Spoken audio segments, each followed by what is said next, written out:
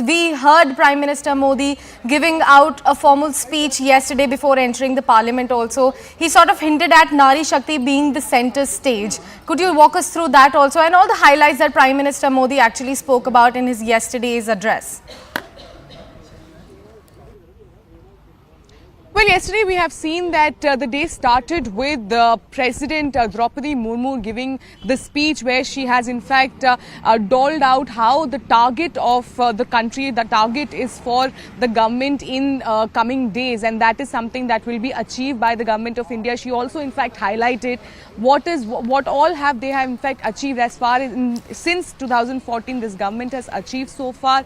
She also have in fact one major point that she has pointed out, that the number of ITR from 3.5 crore to at this point we are seeing a double increase in people who are in fact filing ITR. It has reached to 8.5 crores. So that is in fact a major achievement when it comes to the government. More people are getting aware how they have to file their taxes. So that is of course an achievement that is seen. Apart from that, after that we have seen how Prime Minister also in fact addressed the media while the session, the budget session was about to begin. He has in fact asked all the opposition leaders to ensure that there is a smooth passage of this budget session, because this is very important. When we talk about interim budget, they actually talk about the expenditure that the present government can intake till the new government comes in place. So this is a very important, crucial interim budget that is going to be presented, and he has asked all the opposition leaders to, unlike last time we have seen the kind of ruckus that has happened,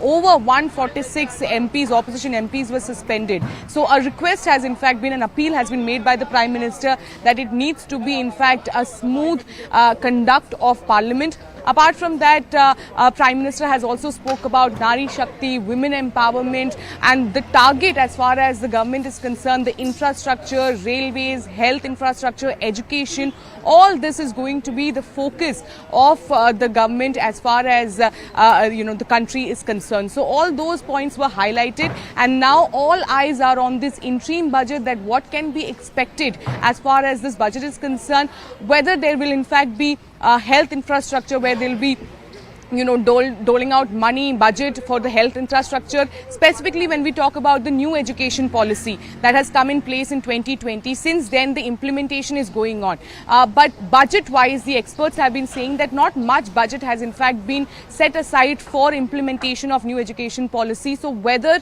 there will in fact be more, budget that will be incorporated as far as the implementation of new education policy is concerned, what is there for the farmers, because last time Piyush Goyal, the then finance minister, when he was presenting the interim budget in 2019, he had in fact come up with this Pradhan Mantri Yojana for farmers, where a direct income of 6,000 was given to them. So all these will in fact be crucially watched by the experts, by the common man. Of course, the common man is waiting whether there will be some sort of an exemption when it comes to tax reform. Like I said earlier, you can't expect major reforms or changes as far as the rates of income tax is concerned, but there could be exemption. It has been done in the earlier interim budget as well. So that is something that will be watched on by the middle class and the common man at this point. Definitely, Shireen. Something very crucial that you mentioned there is the new education policy. We'll talk about that as well, and the other aspects that were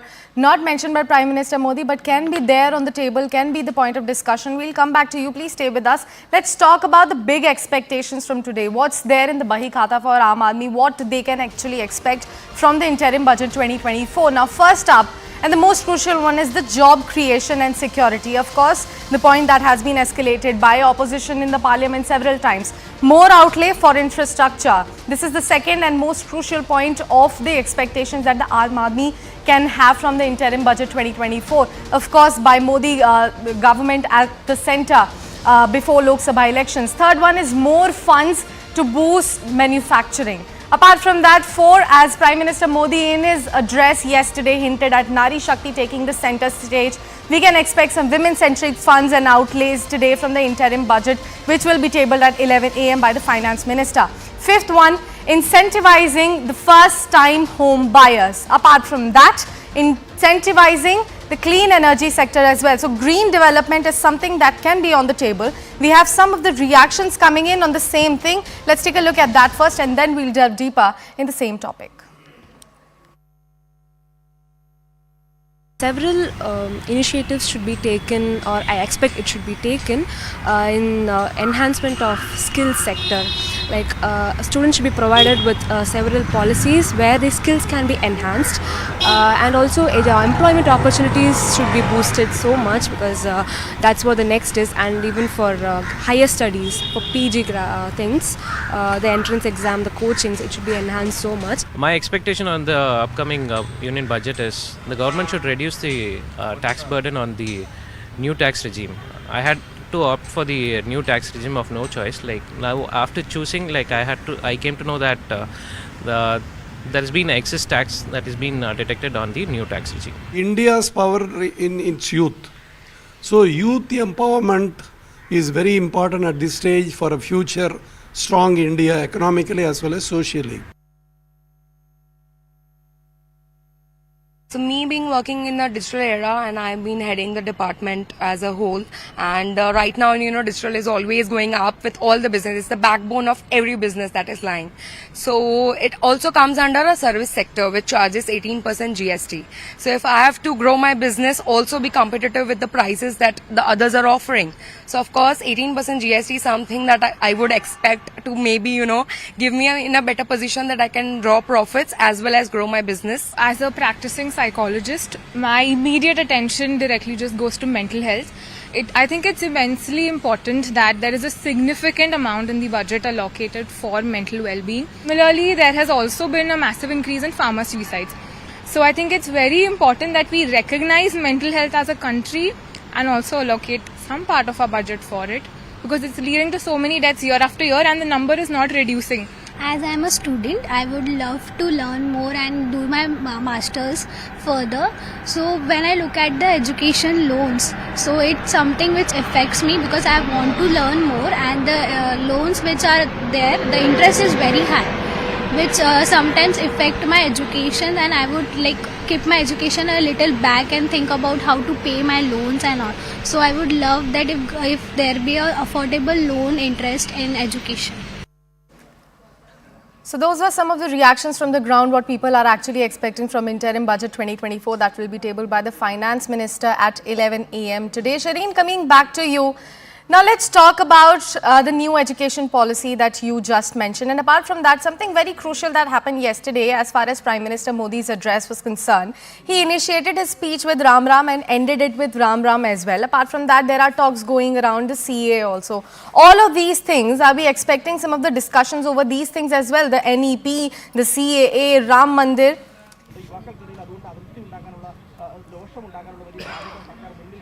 Well, as far as the debate is going to be today, it's going to be, of course, on budget. It will be presented, it's an interim budget that will be presented by the Finance Minister, after which there needs to be an approval by both the houses, and then there will be discussion over this in both the houses. So the leader of opposition, be it in Lok Sabha or in Rajya Sabha, they will in fact be presenting their points, their concern as far as the budget is concerned, and then an approval will be given and the budget will be passed. But like you said, yes, there are discussions that are going on over CAA, over Ram Mandir, and the opposition in fact has been saying that as far as the development of this country is concerned, as far as the rising unemployment is concerned, the focus of the government is clearly diverted.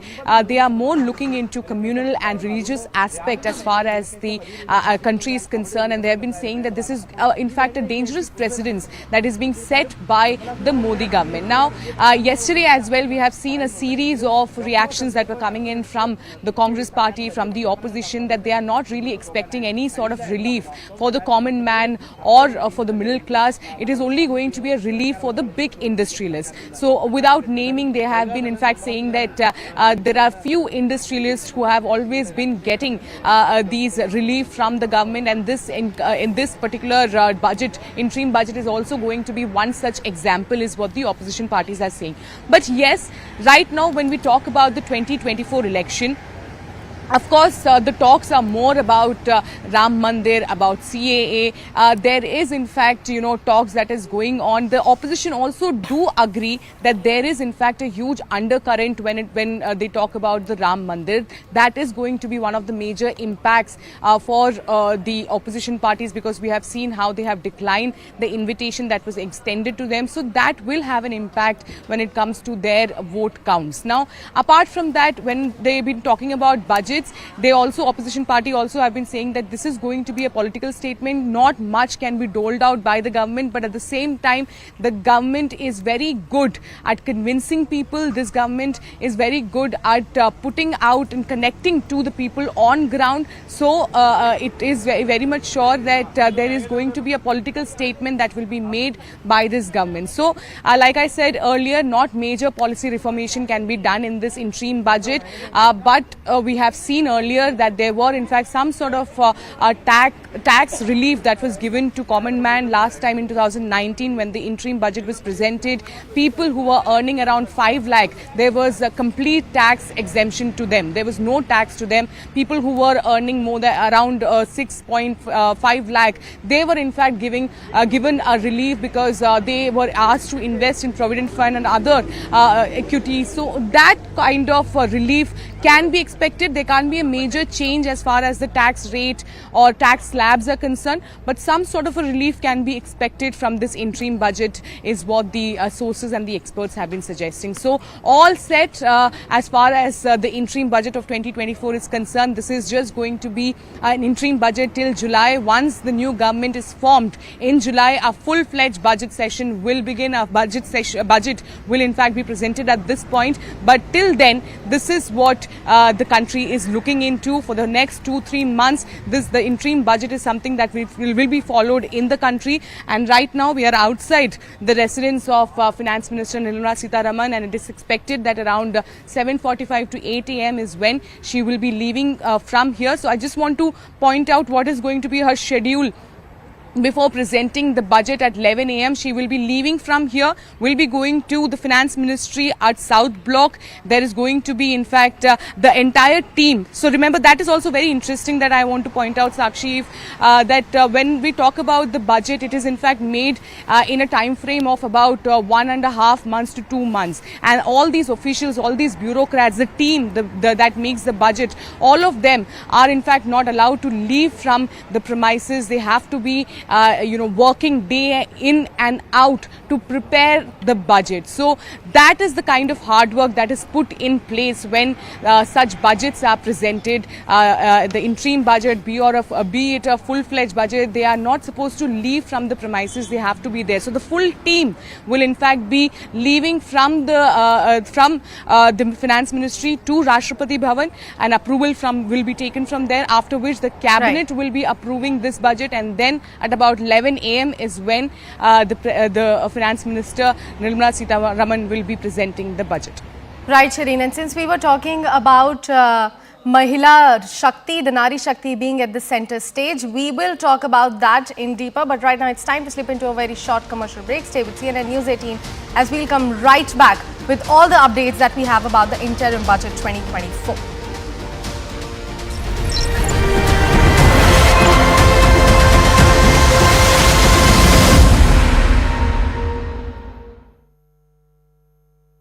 Whenever I had about the sufferings of the people are unable to have their meals. They have no money to pay the electricity bills. They have no money to buy the necessary equipment for their children to go to school. So the whole country is suffering. But government seems to not understand the real situation in the country. So we expect the people to rise. The next election, the election year has already come. Next year, this year, people must think differently and take the correct decisions.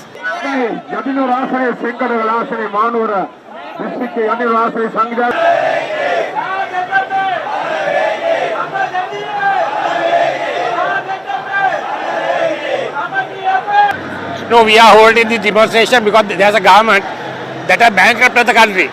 They have no solutions. They are like leeches holding on to power. We ask them to immediately go for an election and let the people decide who should rule the country in the next 5 years.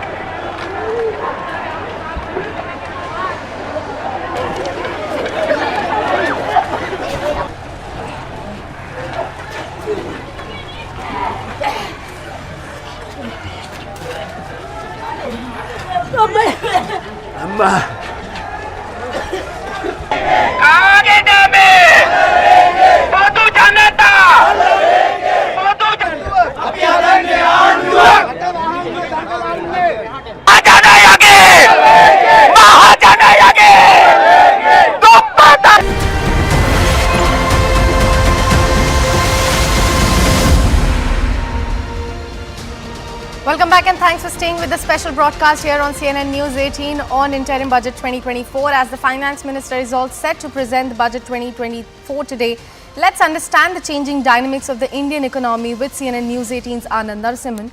Take a look at that. My first question is to Nilesh Shah ji. Nilesh ji, if I may ask you, everything is looking fantastic. But kahin na kahin something is missing. What is missing? You get the feeling, no, when you got the perfect dish, everything is set, but yaar kuch kam lag raha hai. In this case also, why does one get the sense Bharat's story is fantastic, but something is missing? What is missing? I think if we have to look critically, two things are not as good as they should be. One, consumption at the bottom of pyramid. The growth is subdued over there, about 2% for last 2 years. And second, private capex, where because private sector is becoming more efficient and debottlenecking their capacity at much cheaper prices, the new capex cycle has not begun as much as it should have begun. There are exceptional sectors like power, where the investment cycle is beginning, but bearing those exceptional sector, overall private sector is, let's say, on the back foot rather than on the front foot, like government's infrastructure. I think it could be related to some form of uncertainty, which despite all signals to the contrary, suggest or they could be wary that the current government may not return and the momentum may not continue. Otherwise, I see no reason why, as Nilesh Shah just said, private sector investment should not come. The markets are there, they are rising, they are absorbing money. There is maybe consumption not at the bottom but at the top, and the middle end is doing quite well. The growth is consistent. No, when you talk about the private sector holding back, I don't see any of the large companies holding back. Not Levers, not any of those companies, not Britannia, not Levers, not Nestle. Nobody is holding back. Maybe it's the small scale industries which are holding back at the moment, and they have to, because everybody knows that, look, the moment you keep on your capex on the fact that you're doing infrastructure, it is going to lead to increase in the rural markets, and therefore they are all preparing for it. Okay, Anand, I heard everybody, and I have a couple of points to make. First and foremost, the fact of the matter remains that the union government, the Modi government in this case, has done all the heavy lifting. And if you look at the September quarter GDP numbers, that is amply evident. The gross fixed capital formation, which is close to 30% of GDP, a large part of the contribution has come in from the government. And that is precisely the reason that, Nilesh Shah mentioned that private capex needs to get its act together.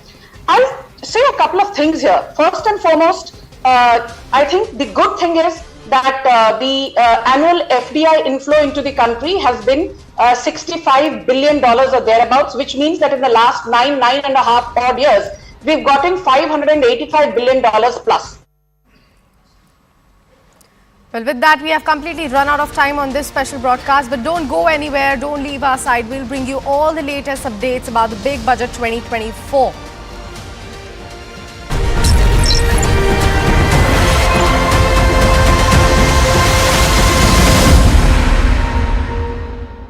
नानी को लेके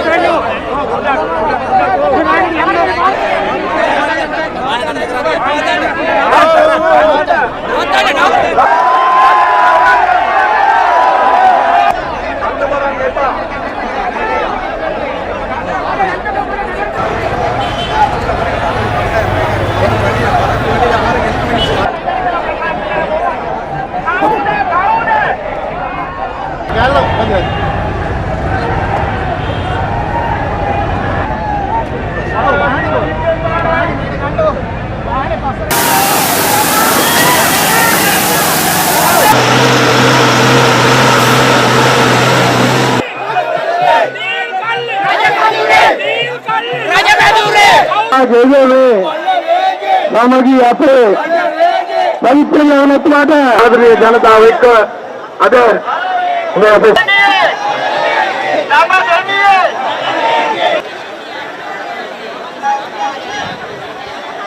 because the government is not concerned about the sufferings of the people.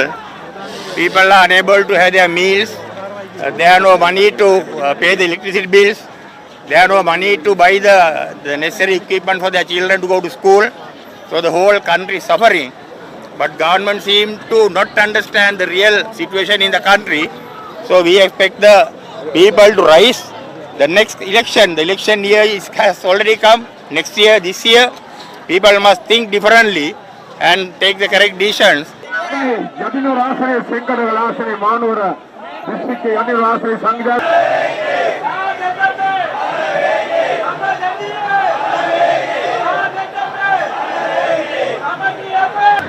No, we are holding this demonstration because there's a government that are bankrupt of the country.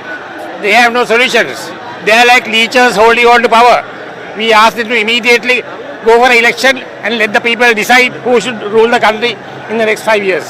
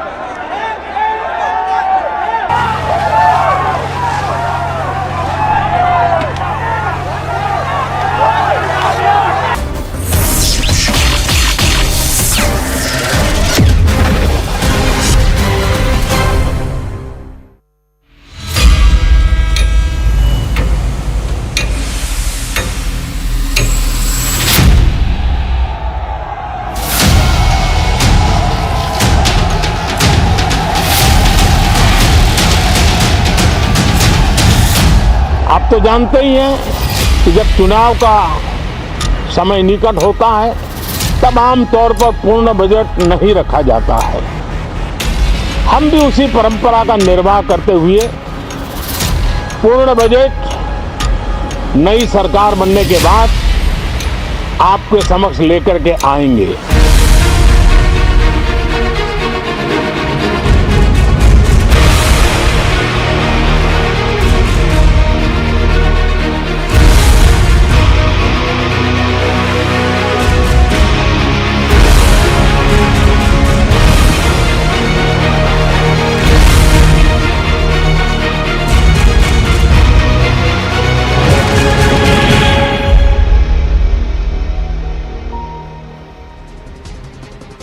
Namaste, Jai Hind, Jai Bharat. Welcome to this edition of The Right Stand. My name is Anand Narasimhan, and ladies and gentlemen, we're building up to the presentation of the interim budget, the sixth budget for Finance Minister Nirmala Sitharaman. Chunav ke pehle, largely they say it's an interim budget. What's the big deal? Ahead of this battle, Lok Sabha 2024, the Finance Mantri Nirmala Sitharaman ji will present Modi government's interim budget.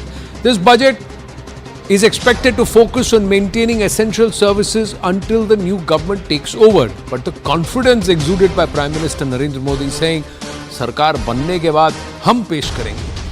That underlines the belief that PM and the leadership has in the people or the voters that they will bring them back to power. Meanwhile, days ahead of the budget, the government presented the economic review, which says that Bharat is quite confident of weathering the emerging disturbances. The report says that financial year 2024 is third successive year of 7% growth and that the public sector capital investment surged in 10 years.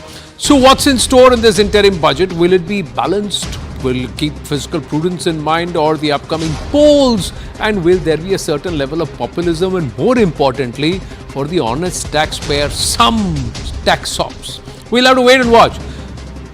Gautam Chikarmane, VP ORF is with us. Nilesh Shah, Managing Director of Kotak Mutual Fund is with us, member of the PMEACs. And also Sunil Alag, Managing Director, SK Advisors Private Limited, and Sanju Verma, National Spokesperson of the BJP. Namaste and Jai Hind to everybody. Thank you so much for your time. My first question is to Nilesh Shah ji. Nilesh ji, if I may ask you, everything is looking fantastic. But kahin na kahin something is missing. What is missing? You get the feeling, no, when you got the perfect dish, everything is set, but yaar kuch kam lag raha hai. In this case also, why does one get the sense Bharat's story is fantastic, but something is missing? What is missing? I think if we have to look critically, two things are not as good as they should be. One, consumption at the bottom of pyramid. The growth is subdued over there, about 2% for last 2 years. And second, private capex, where because private sector is becoming more efficient and debottlenecking their capacity at much cheaper prices, the new capex cycle has not begun as much as it should have begun. There are exceptional sectors like power, where the investment cycle is beginning, but bearing those exceptional sector, overall private sector is, let's say, on the back foot rather than on the front foot, like government's infrastructure. We are still the fastest growing major economy, but if we have to go from high single digit to double digit, then consumption at the bottom of pyramid and private sector capex will have to improve further from current level. Gautam Chikarmane ji, everybody is putting in money. Is the private sector still waiting and watching? Why? I think it could be related to some form of uncertainty, which despite all signals to the contrary, suggest or they could be wary that the current government may not return and the momentum may not continue. Otherwise, I see no reason why, as Nilesh Shah just said, private sector investment should not come. The markets are there, they are rising, they are absorbing money. There is maybe consumption not at the bottom but at the top, and the middle end is doing quite well. The growth is consistent and that momentum is continuing. So all it could be is just one trigger before the floods begin. Also, I think FDI has been coming so far, but maybe yes, not to the extent that it ought to. Having said that, I think India is in a very comfortable place. We are just in sniffing distance of being the world's third largest economy and going on 5 trillion and maybe 7 before the decade. So I think all signals are pointing towards growth. I'm surprised that private sector has not yet initiated it. It could just be an electoral uncertainty.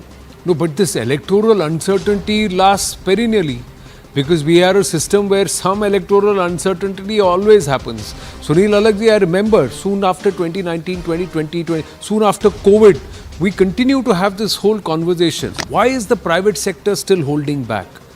What is it that is missing? No, when you talk about the private sector holding back, I don't see any of the large companies holding back. Not Levers, not any of those companies, not Britannia, not Levers, not Nestle. Nobody is holding back. Maybe it's the small scale industries which are holding back at the moment, and they have to, because everybody knows that, look, the moment you keep on your capex on the fact that you're doing infrastructure, it is going to lead to increase in the rural markets, and therefore they're all preparing for it. But I don't see them holding back. What I would tend to say is that, look, it's the small scale industry which needs to be pushed in front, and the banking sector needs to come out and say, look, you can take all the loans you want, you can take all the money you want. That is what is holding them back. And therefore what one needs to do is to get the lower end more up in the market than to talk about the top big companies. Sanju Verma ji?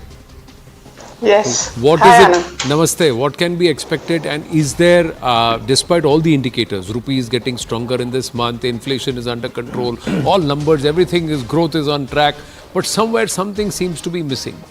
As an Aam Aadmi, tax ops for me, yes. Will there be some relief at all?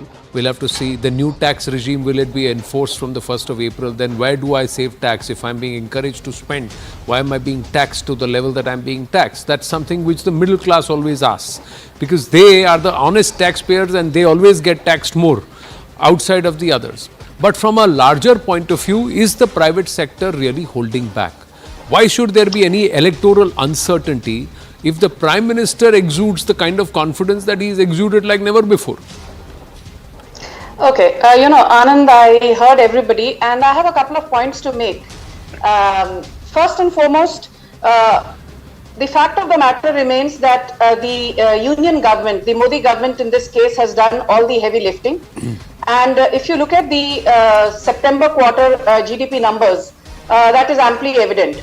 The gross fixed capital formation, which is close to 30% of GDP, a large part of the contribution has come in from the government. And that is precisely the reason that, Nilesh Shah mentioned that private capex needs to sort of get its act together. I'll say a couple of things here. First and foremost, I think the good thing is that the annual FDI inflow into the country has been $65 billion or thereabouts, which means that in the last 9.5 odd years, we've gotten $585 billion plus. Point number one. Point number two, as we head into the budget, let's not forget that we may not meet the fiscal deficit target of 5.9%, which was projected last year by the Union Finance Minister. We may end at 6.2 or 6.3%, which is pretty good going given that we are coming out of two black swan events, the COVID pandemic and the Russia-Ukraine conflict. The third important point is that for the first time in the longest time, the direct tax to GDP ratio is 6.1% and the overall tax to GDP ratio is about 11.7%, which means that the government has that excess leeway and maneuverability and the ability, and of course the willingness is there to spend. The fourth and most important point is where I slightly differ from the other August panelists. Does private sector capex need to move up substantially? Of course, yes.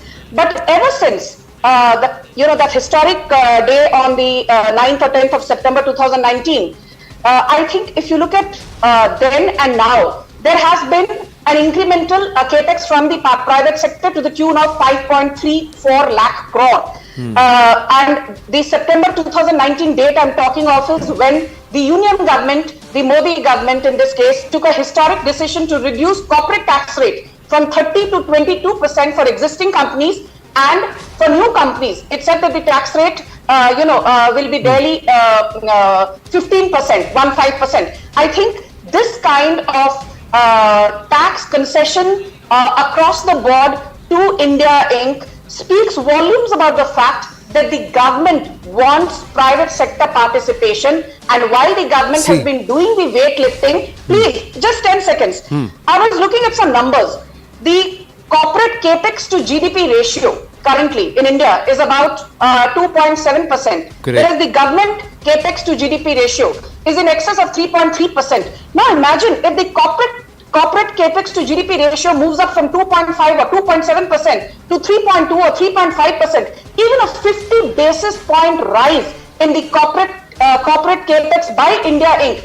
That means a couple of lakh crores, which is what we are talking of. So it has not happened in the same magnitude that one would have wished for, given the magnanimity with which corporate tax rates were cut.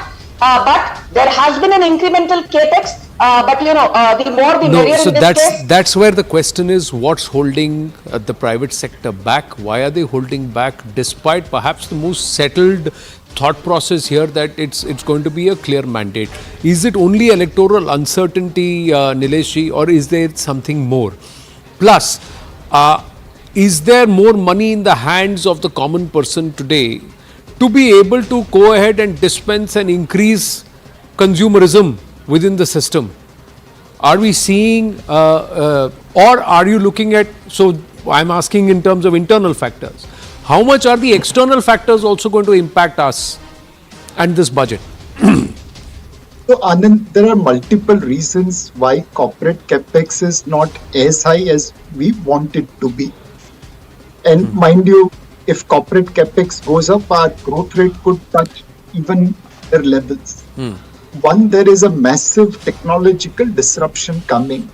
3D printing, machine learning, artificial intelligence, and that is also keeping some corporate investments on hold because they want to see what technology will do to their business. Second, a lot of Indian corporates have now become productive. For example, earlier the time taken to travel from Chennai to Delhi was X. Today, thanks to the highways and removal of octroi, it has come. The efficiency resulting into logistics and also debottlenecking of plant has improved their capacity.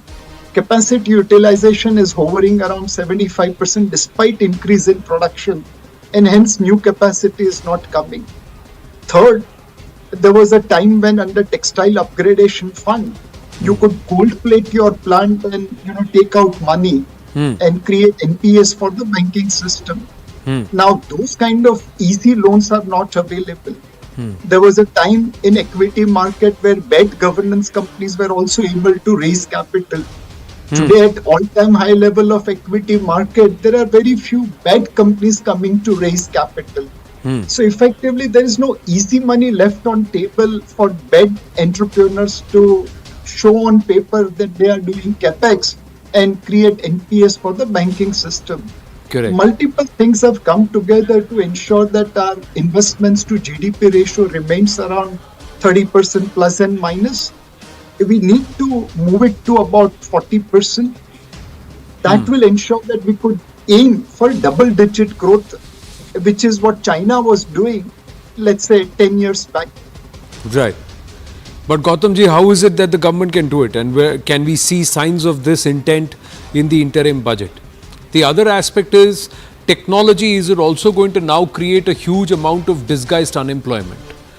Is that a factor that you think will reflect in the budget tomorrow, or that's for later, whenever post-elections, when the new government is in place?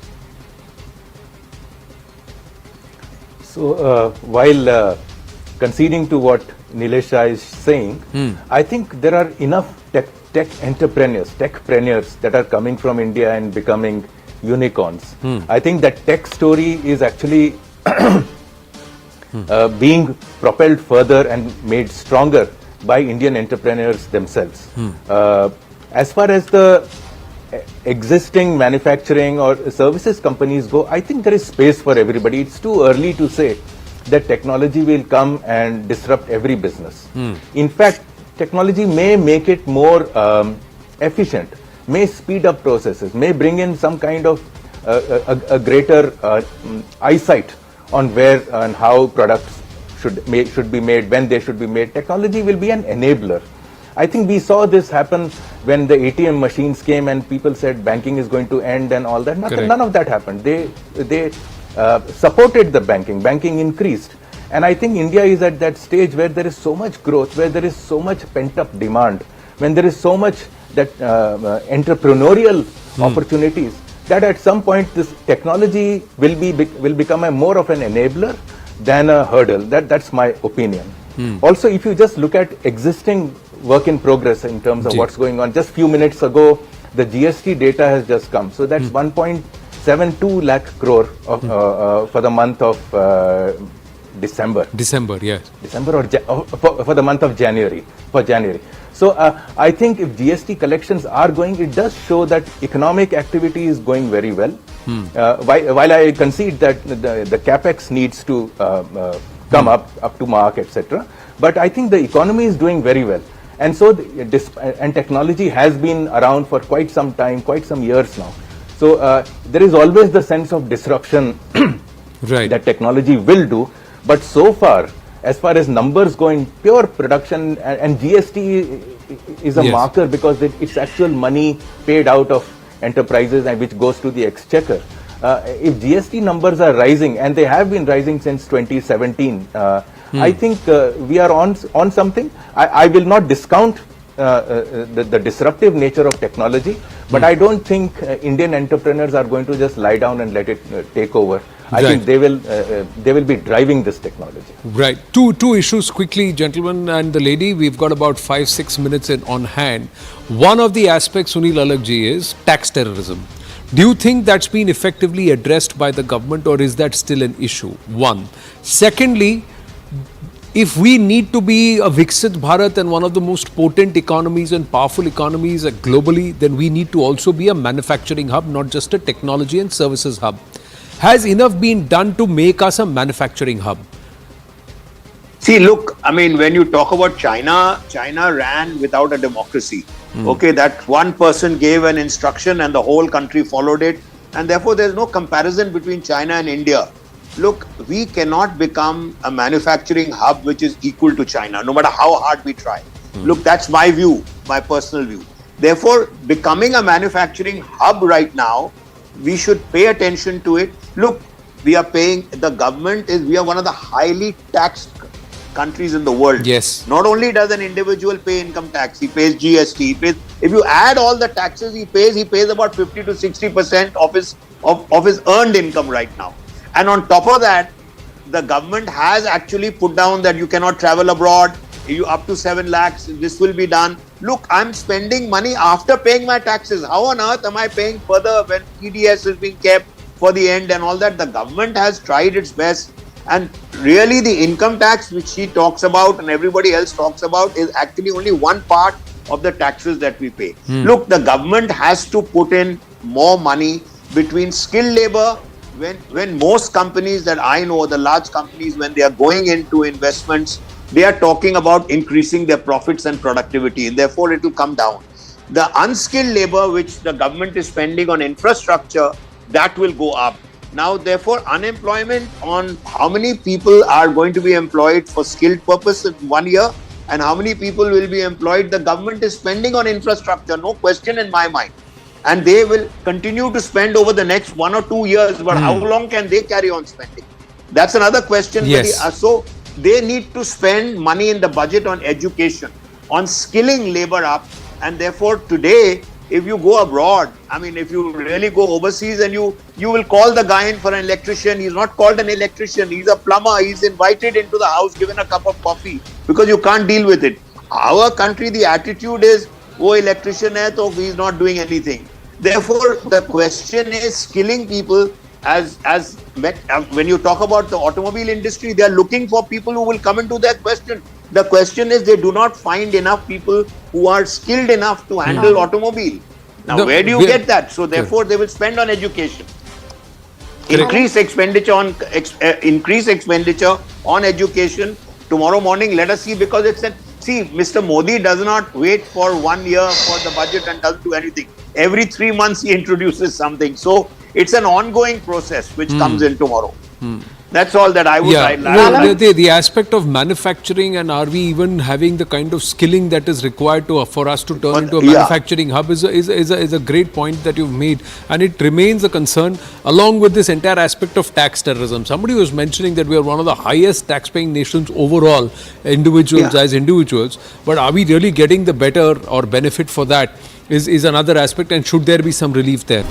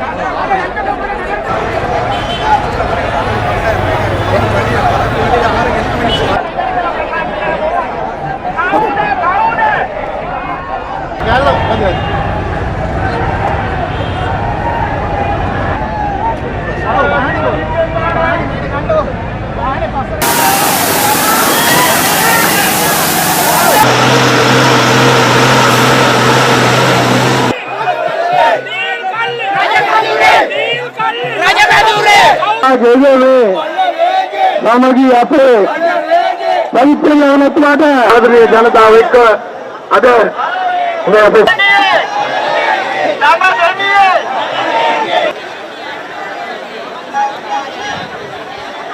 because the government is not concerned about the sufferings of the people. People are unable to have their meals. There are no money to pay the electricity bills. There are no money to buy the necessary equipment for their children to go to school. So the whole country is suffering. But government seems to not understand the real situation in the country. So we expect the people to rise. The next election, the election year has already come. Next year, this year, people must think differently and take the correct decisions.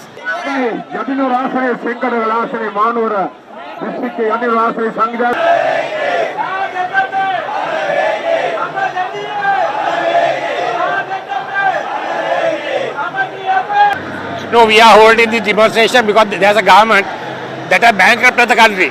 They have no solutions. They are like leeches holding on to power. We ask them to immediately go for an election and let the people decide who should rule the country in the next.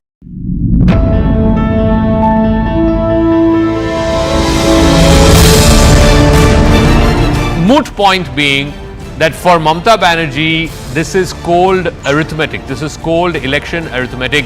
She doesn't stand to gain as much from allying with the left and the Congress as they stand to gain by allying with the TMC. The TMC is going to fight on its own. Then where is the India alliance?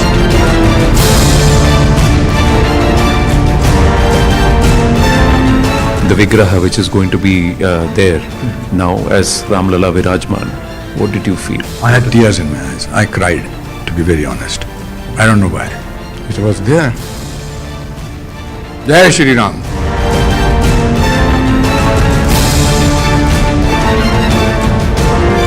All the shops here in this 2-kilometer long road now have the same consistent facade to give this entire area a facelift. Some are saying that even for an orator like Narendra Modi, it was one of his best speeches. This is a Nyaya Yatra, isn't it? It's about high principles of upholding justice, delivering justice and upholding the law. But the person in the middle of your frames stands accused today, sir, of breaking the law.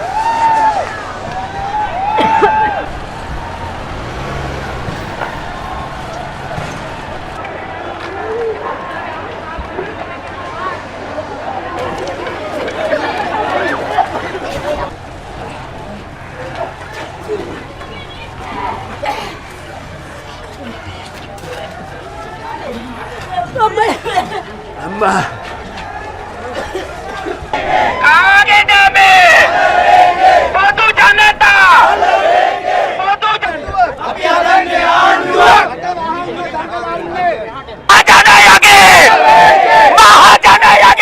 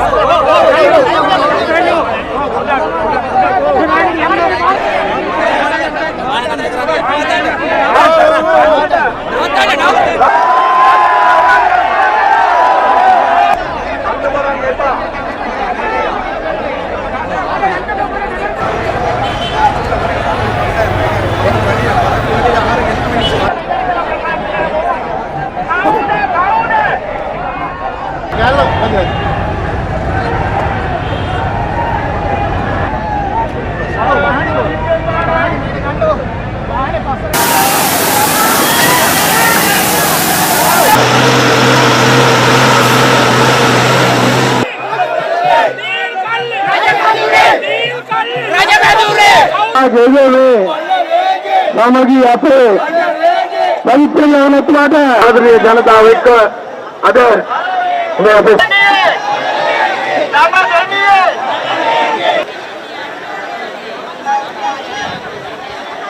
because the government is not concerned about the sufferings of the people.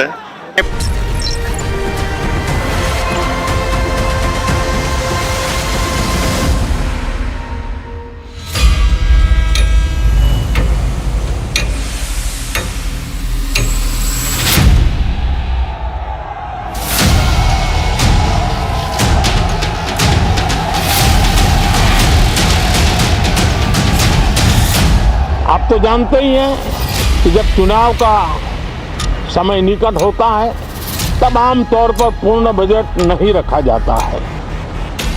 हम भी उसी परंपरा का निर्वाह करते हुए पूर्ण budget नई सरकार बनने के बाद आपके समक्ष लेकर के आएंगे।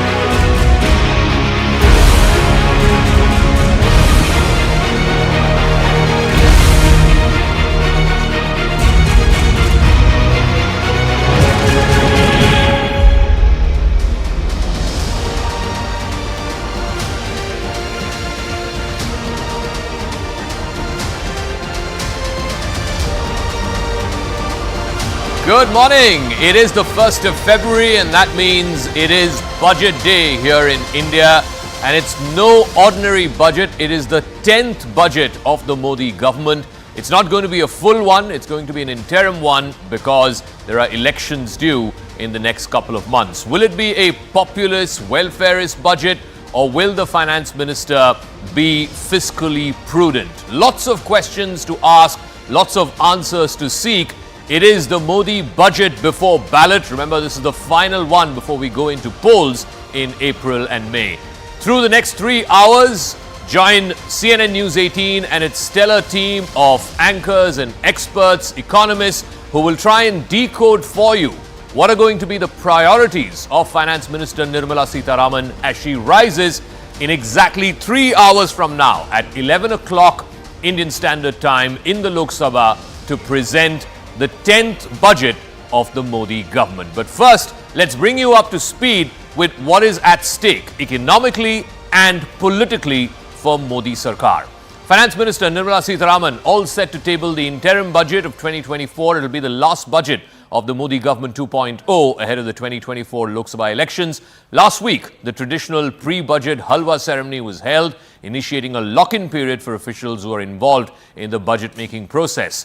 Of course, the document will be tabled at 11 o'clock today in the Lok Sabha. That's when the contents of it will be revealed. This is the government's second interim budget as it anticipates the general election schedule to happen in April and May. The incoming government will then present the full budget in July. So, what is at stake as far as this 10th budget is concerned for Nirmala Sitharaman, the finance minister, as she rises to present the budget? It comes ahead of the big Lok Sabha election. That, of course, is critical. Whether this budget is going to be electoral in nature, whether it's going to be populist, that is something that we'll have to wait and watch out for.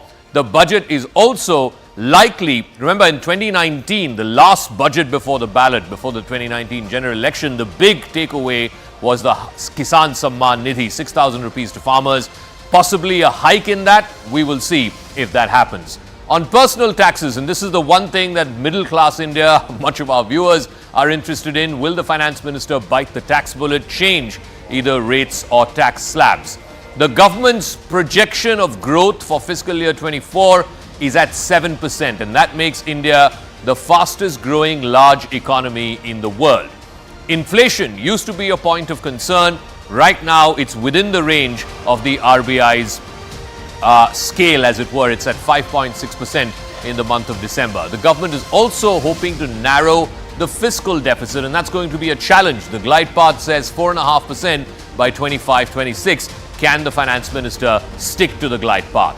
The challenge, steering growth making sure that growth is in the high digits, 7% plus, creating jobs, focus on affordable housing. That, of course, is a big electoral plank as well, the PM Awas Yojana. Infrastructure investment. Remember, in 2014-15, when the Modi government came into office, infrastructure spend was a little over 1 lakh crores. Right now, it's 10 lakh crores in the last fiscal. Yes, you could argue that some of it is unspent, some of it has not been implemented, but to try and make sense of what this budget means, is it going to be a political budget? Is there going to be fiscal restraint? We're now going to be joined by the best set of experts in the studio and outside. Here in our studios, consulting editor with Network 18, Rahul Shivshankar, is joining us. Gautam Chikkarmane is vice president with the Observer Research Foundation.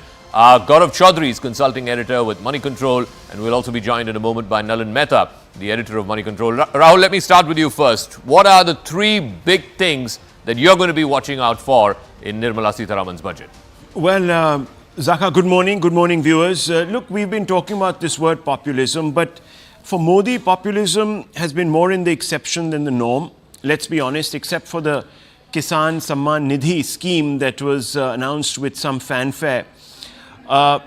Nothing really giving away in that manner that we have seen in the past. Yes, there has been off-budget expenditure, but that has been deemed necessary. Is there room for populism is perhaps the question that we should be asking fundamentally. How much room is there? And let me just talk you through a few numbers. You talked about the fiscal deficit. It needs to be at least consolidated in this budget to about 5.4% of the GDP by some estimates. Some people say that, look, we're at 5.9%. We need to stay within range so to get to that glide path that you talked about, which is around 4.5% less than 4.5% ideally. Consumption-led growth is a bit of a problem. You can ask anyone and they will tell you that there are huge lacunas on that side of the fence. The government might want to put a positive spin, will throw out some numbers, but not to sound like I'm trying to poop the party. But yes, there is a consumption-led growth deficit, and we have to address that. Revenue expenditure has held steady at about 12%, if I'm not mistaken, of GDP. Many people say the time has come to sort of rein that back, but I don't know. You talked about politics. All that money that is going to be spent on salaries and pensions, etc., can you actually rein them in when opposition governments are going back to the old pension schemes, etc., etc.? So there's a problem area. And of course, there is welfare spending, which is adding to the kitty. So we were just told, for example, on fuel, fertilizer and food, all those numbers are holding steady. They're not going down, they're in fact going up. And that is a fundamental problem. So populism, I don't know. There might be some giveaways to the middle class. There might be a focus on women. Women really need a leg up because, as you know, female labor participation is very low. In fact, India is even lower in that metric than Bangladesh and Pakistan. And unfortunately for us, that number is going down. And many people have said that if you bring more female participation into the economy, you see growth, not exponentially, but certainly you see a lot of growth, I think it's 1% or 2%. 25% the female labor participation and the number rate. is that you get more than 1.5% if women come in to the economy. So, you're talking about some fundamental numbers, and we'll have to see how those are going to be balanced. It'll be interesting because this is the first budget which gives you a look back 10 years, a decade, and gives you a fair account of how the government is done. It really is a vote on account. That's what it's called, a vote on account, the interim budget. It's not a full budget. It's also a good time to bring in Gurcharan Das, former CEO of Procter & Gamble, and also Rakesh Nangia, taxation expert, is with us. Let me bring in Gautam Chikkarmane. Our reporters are also spread across the length and breadth of the national capital before the finance minister first leaves her residence, then goes to Rashtrapati Bhavan, meets the president, and then, of course, the cabinet gives its stamp of approval before she reaches the Lok Sabha. But Gautam Chikkarmane, what is at stake in this budget? Clearly, you have an election coming up in the next couple of months. Nobody can wish that away. No, incumbent government wants to not come across as, okay, we're giving this and this and this for our voter blocks. But at the same time, one of the defining features of this government has been, even during the COVID years, to try and be as fiscally prudent as possible. Is it possible to be prudent in a political year and an election year? You're probably presuming that this budget will come out with new expenditure or raise new revenues, etc. This is just a vote on account, in my opinion. The best that I see is that Nirmala Sitharaman, Finance Minister Nirmala Sitharaman ji, will talk about the past 10 years of the UPA, of the NDA government. Is that a Freudian slip? Or? She probably will talk about the UPA, but not in very cheery terms. That'll only be a reference, negative reference benchmark. And I think the government has done a remarkable job of steering the economy, particularly during the COVID times, due to which the fiscal deficit today stands high. There will be a lot of talk about how this government has steered the economy. There will be numbers, for instance, on digital, on fiscal, on economic growth, and that India is now close to a $4 trillion economy, world's 5th largest, going on 3rd. Some people say it will take 1 or 2 years. I think, to me, it seems in less than 1 year we will cross. We will become the world's 3rd largest economy. Germany has just crossed Japan. Because Japan, the currency depreciated, so Germany is now the 4th largest economy, 3rd largest economy, and India will cross that. So all indicators, all celebration, all reforms that the government has done, for instance, GST, IBC, digital, etc., will be talked about as the past. But I also think that she will talk about, it will be an election budget, not in terms of SOPs or giving money here and there, but it will be an election budget in the sense of presenting a vision. Of what the government proposes to do, what the government hopes to do. Yesterday, Prime Minister Narendra Modi said, when we return back, it's almost as though they are coming back and, Are they not? I really don't know how to read those signals other than accept what he's saying. There will be talk about where the government wants to take, what the economic vision of the government is. They have talked about becoming a developed country, let's say $20,000 per capita income by 2047. Which means a $30 trillion economy. So I think all the pathways to that $30 trillion economy, to a $20,000 per capita income, I think she will be talking about. It should be a fairly long budget, but I don't think it will do very much in terms of changing tax rates or in terms of new expenses. It will be a vote on account. Gaurav, the reason why we're saying that obviously no government can afford to ignore the electorate or what the electorate wants or is looking for. If you go back to the 2019 interim budget, that's when the Kisan Samman Nidhi got announced. And that was a big sort of defining feature of that budget. Whether or not it had an electoral impact, I guess Nalin will be better placed to say. But do you see something of that sort? Do you see an expansion of the Samman Nidhi that's being given to farmers? Do you see, for example, Ayushman Bharat's coverage increasing? What is it that the government, because it needs one big headline out of this budget to go to the people with? Absolutely, but there's a fundamental difference between 2019 and now. If you look, in the run-up to the 2019 interim budget, the government this party had lost the 3 state elections. True. In 2024, when the government is presenting the interim budget, it's riding high on winning those 3 states. So there is no electoral pressure, as it were, for the government to come out with any kind of a scheme, a new scheme for that matter. But so far as the PM Kisan scheme, even if you index it by inflation, I think it's due for an appraisal. So 2,000 rupees, 6,000 rupees a year.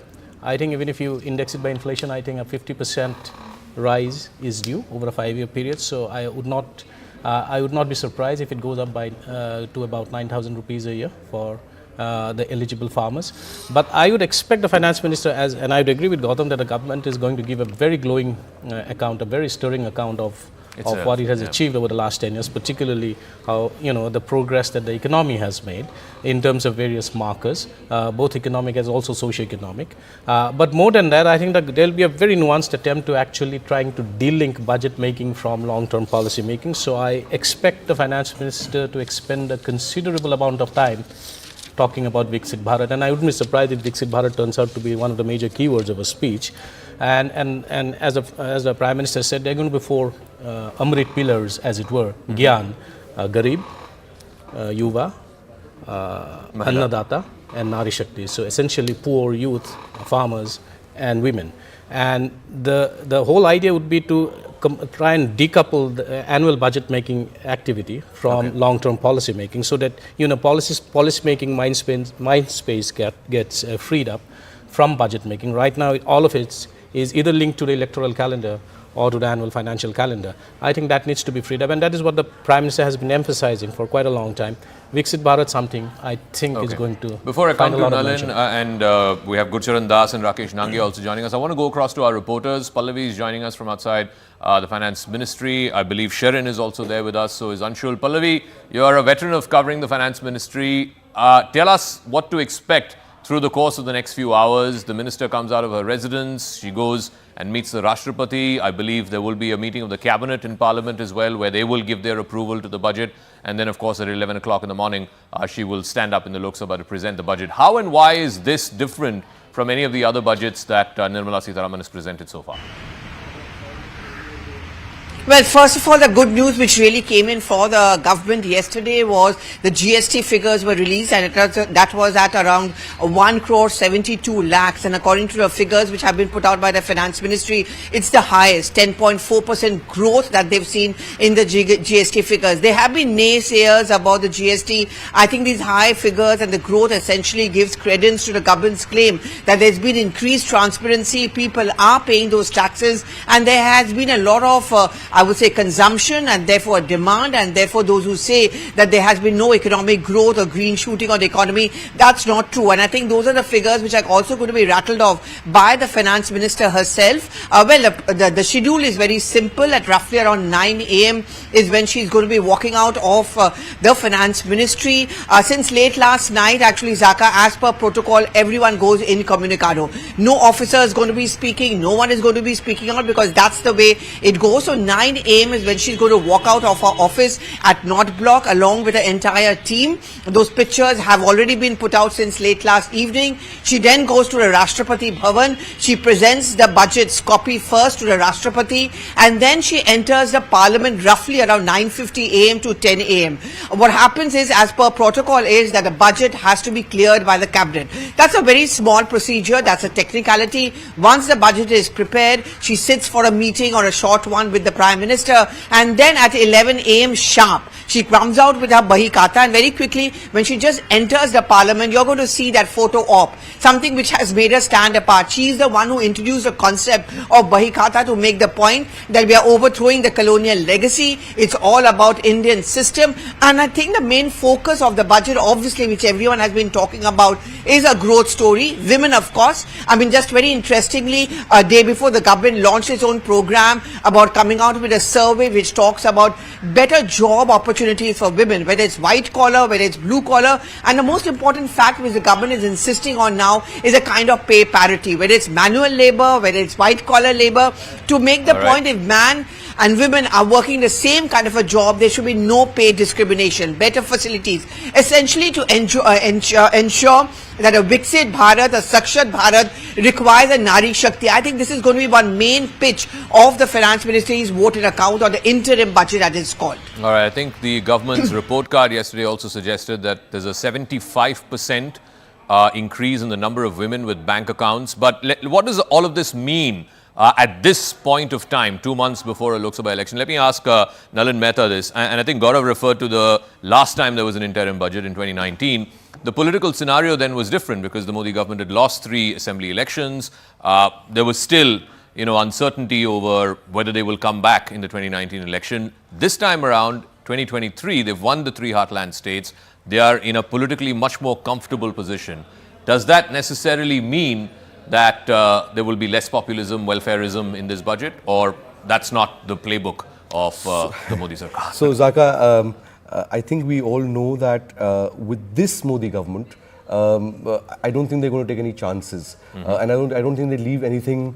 I mean, you just look at what's happened with Nitish Kumar in Bihar, for example. So it doesn't matter how strongly the government is placed before the election vis-a-vis 2019. This is fundamentally an election budget. It's the last one before the elections. So I think we are at Money Control, for example, we've been looking at. I think the expectation is on 3 or 4 counts. Fundamentally, the first is on welfare. Last time, I think Gaurav mentioned PM Kisan came up, so there could be something around expansion in PM Kisan, possibly, we don't know. The second is around PM Awas, which is one of the signature schemes of the government. There could be something around around the urban component of that. I think the third thing is around government capex. The second thing, and the third is around the India's energy transformation, which has also been significantly part of the signature themes of the Modi government. Fundamentally, I think Gaurav alluded to this as well, that while this is a vote on account and while this is an interim budget and the big budget will come after the elections, but if there's one thing we know about the Modi government is that the absolute ruthlessness and not taking anything to chance. And I think what we do expect is that in response to the larger caste census thing, the Prime Minister's idea of 4 castes, women, poor, youth and farmers, I wouldn't be surprised if the budget is kind of addresses each of these constituencies in at least in the political framing of it. I think you're going to see a litany of achievements of the last 10 years and a vision statement for the term forward with a few things added at critical points. All right, so these 4 different and disparate classes of people, there will be a greater focus on them in this budget. Let me bring in Gurcharan Das. You know, Gautam and Gaurav were referring to the headline picture. The headline picture is India is a little over $3.5, almost $4 trillion, expected to get to $5 trillion by the end of 25-26, and by the end of the decade to $7 trillion, and the third largest economy in the world. What does that necessarily mean? How much transformative does that have to be for the ordinary Indian? Because you're looking at, what, per capita right now around $2,000 a year. If you were to make a 10x jump from $2,000 to $20,000 a year, what is the transformation that needs to happen, Gurcharan Das?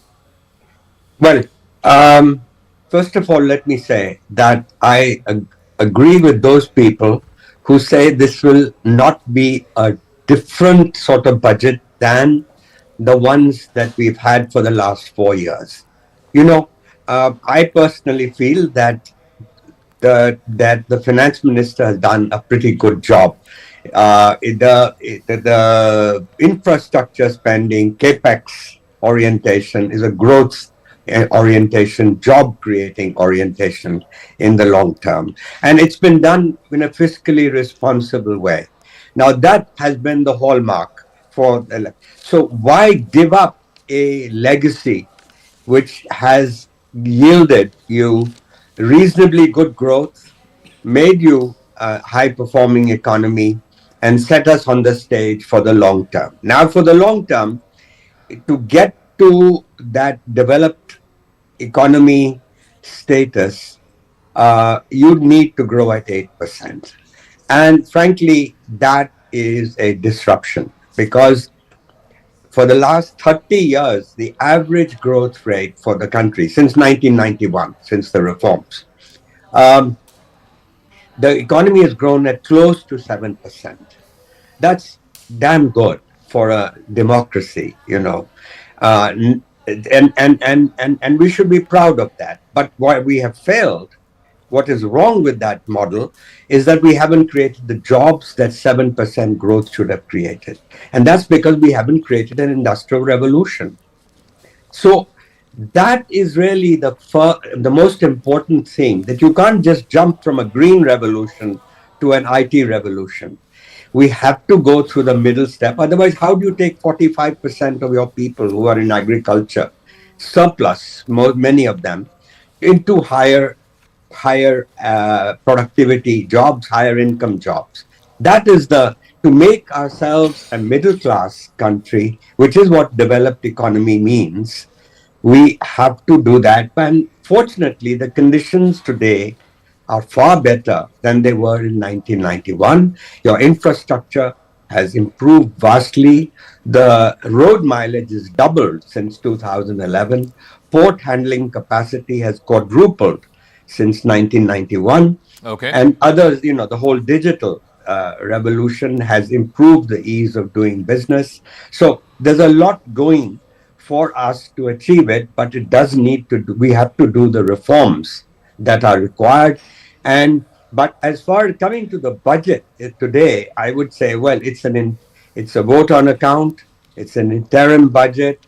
There'll be a lot of words, but I don't think there'll be a substantial change from the sensible path that the country has pursued, which is a high capex, All right. deficits under control, meeting deficit targets. Particularly now we are linked, you see, with the bond market, the global bond market. And with that, our sovereign ratings could improve if we are fiscally prudent. Therefore, there has to be an eye on that. And my only big disappointment, let me just before I close, let me say is privatization. We have done a damn good job of raising taxes. I mean, it is amazing that we have risen in the last 2 decades from 3 lakh crores to 30 lakh crores, 10 times in terms of revenues the government has achieved, but the failure is privatization.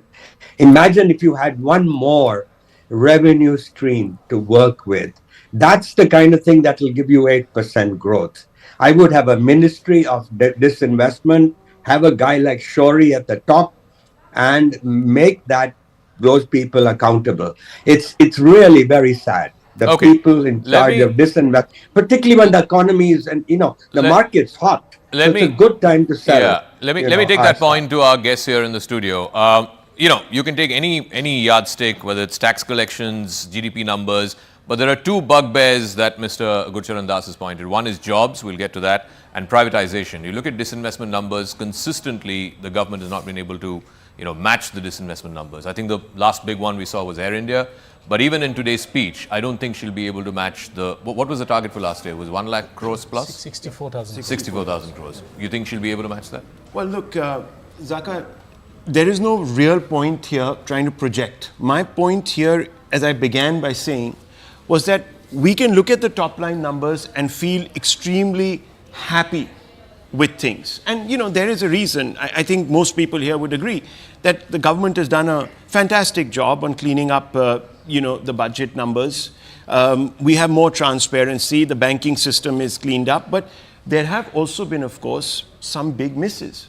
You have a jobs problem. You can try going into denial about it. You can say, well, this number and, MOSPI numbers are more accurate than that number. But look at what you're doing on the ground. You have increased your food subsidy, or you at least said that we'll continue it for the next 5 years. That's a huge imposition. Why are you doing it? Because there is a need. There is a feedback coming from the ground, and this particular government is very attuned to what people are thinking, and that's why they win elections. So they know that there is a problem there. 40% youth unemployment. You have a huge number of people working in the rural economy, which is exactly what you don't want if you want those 8% growth numbers. Now, why do you have that problem? You have that problem because growth hasn't been equitable. And because of that reason, you find yourself flagging in a key metric, which is consumption. Look, at this moment in time, with the way the global economy is, you're not going to have export-led growth to the point where you could have expected to be 5 or 6 years ago. So you need that consumption. Women are not in the economy in the numbers that you think should be satisfying. Youth are not in the economy. Look at what happened just the other day. The Israeli government says that, look, we need people to work. Yeah. And look, you can say that the media is biased, this, that, the other, but when you go to the ground and you ask those people, why are you lining up, risking your lives? They say, what do? We'll die of hunger. So let's be honest.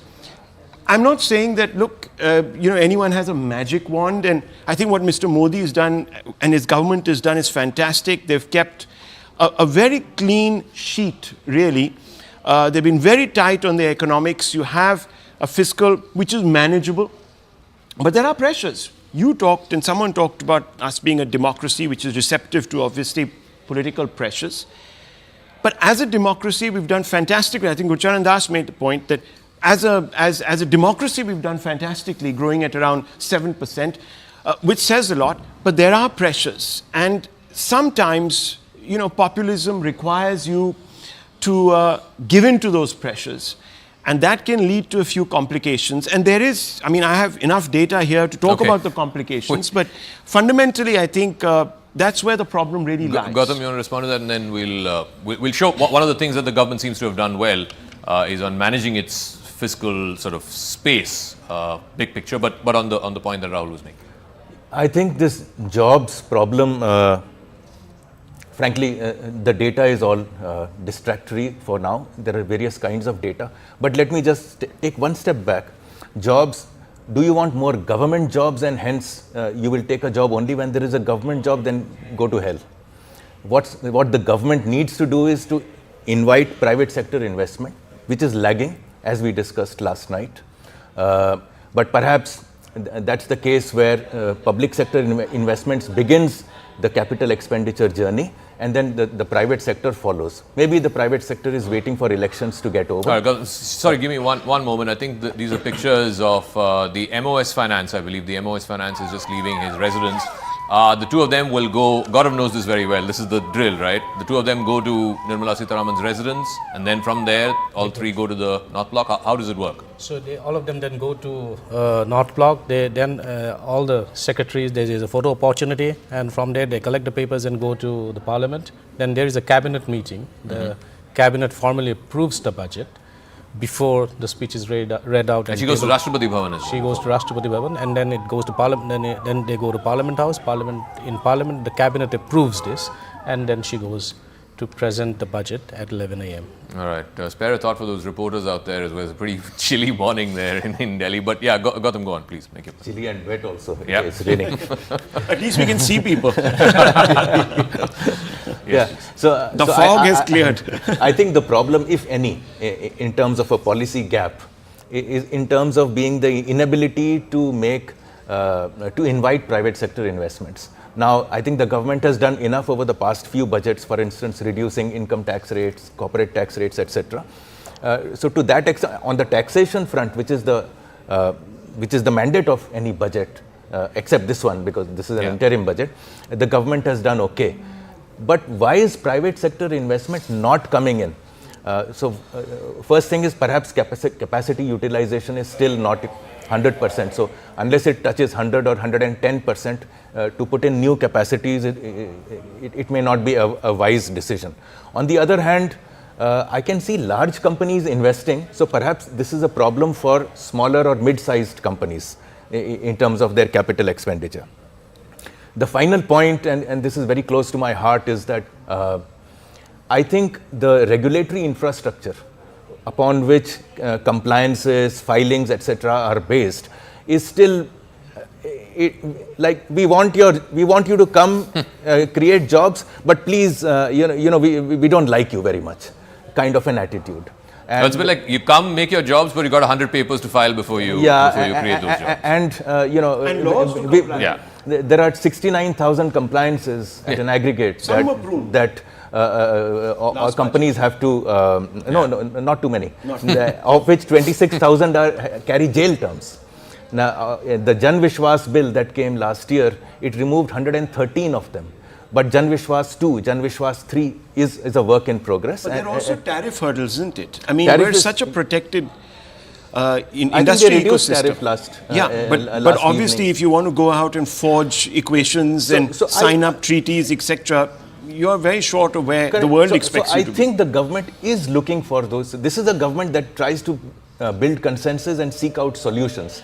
It asks what the problems are and then tries to fix those problems. So today, the problem today, in my opinion, is a hyper over-regulation of companies, particularly the small-scale sector, which the moment it gets into a regulatory framework, increases the cost of its compliances by a huge number. So I think if the government can focus on that, and the budget is not the place for that. Just give me a moment, Rahul, because we have to take a break. We have commercial considerations which we cannot ignore. But as we take the break, the pictures of the two MOSs for finance entering the North Block. We'll take a quick break, but do join us right back for our continuing coverage. We're counting down to the Modi Government 2.0 final budget before the elections. It's budget before ballot right after this break.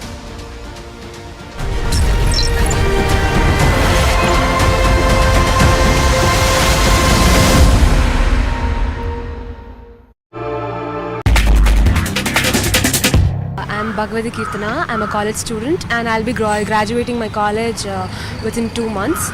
So as a student, what I expect from this budget 2024 is that several initiatives should be taken, or I expect it should be taken in enhancement of skills sector. Like students should be provided with several policies where the skills can be enhanced, and also employment opportunities should be boosted so much, because that's what the next is. And even for higher studies, for PG things, the entrance exam, the coachings, it should be enhanced so much. And more than education, skills should be focused more. Then as a person, as a citizen of the country, I feel like with the inflation thing, the inflation, as the price of the basic necessities has increased so much, and that should be controlled, and that is one of my expectation in that. And also considering the agriculture sector, the subsidies should be increased for the fertilizers. And regarding the food sector also, the distribution system and the food storage system should be increased. I mean, it should be enhanced, or it should be maintained properly. That's what the thing is. And yeah, as a citizen, what we expect is that the price should be reduced. Yeah. My name is Seshagiri Raj. My expectation on the upcoming union budget is the government should reduce the tax burden on the new tax regime. I had to opt for the new tax regime of no choice. Like now, after choosing, like I came to know that there has been excess tax that has been detected on the new tax regime. I am Padmanabhan, retired manager from Indian Bank and also a social activist. And regarding the budget which is being presented tomorrow, though it is an interim budget, some expect some announcement, some say only after election announcement will come. Anyway, whatever be the situation, what we expect from the budget, I will tell you. And instead of usual conventional way, the more important point in a different way I would like to present today is, that is, India's power in its youth. So youth empowerment is very important at this stage for a future strong India economically as well as socially. So to encourage this, more women as well as men entrepreneurs, particularly more women entrepreneurs, have to be inducted for startups, because now there are many venture capitalists who are willing to come into the display when these people who are capable, they don't have finance and all. So on government, if they give more shops to this line, there will be more new startups and more new intelligence, particularly in technical field, more so in the field of artificial intelligence. You see more women entrepreneurs. So actually encouraging these people for more entrepreneurship and more startups and more venture capitalists will help everyone to be independent instead of merely depending on jobs.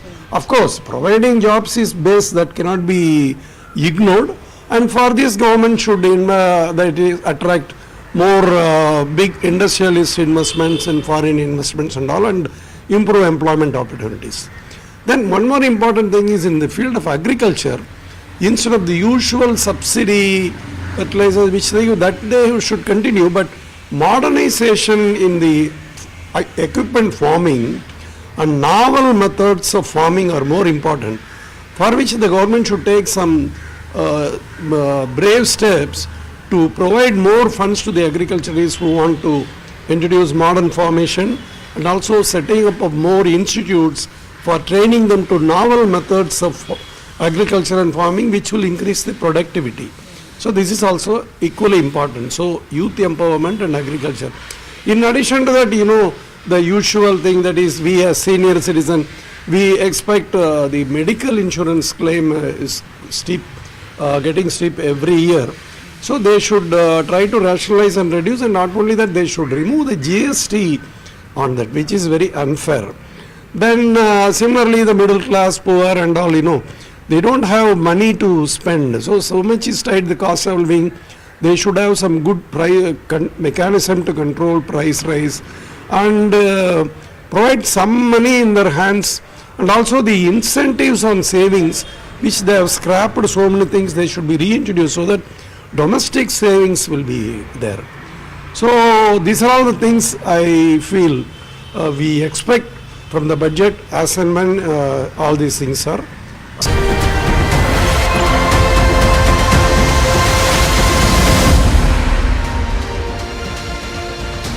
It is the budget before ballot. It is the final budget of Modi 2.0 government before the elections in April and May. Expectations are high. Whether there is political and fiscal elbow room to fulfill those expectations, we don't know. But let's roll out our conveyor belt on our Stipe camera, 3D camera, to get you a sense of what the expectations are as far as various sectors are concerned. Let's start, of course, with agriculture, and the expectation there is some degree of subsidies for machinery and storage facilities. Remember, agriculture has been a bit of a bugbear. The farm laws had to be withdrawn. Whether or not 2 months before an election the government bites that bullet, unlikely. Let's go across to the next one. Expectation as far as infrastructure, and this is one area that the Modi government has done exemplarily well.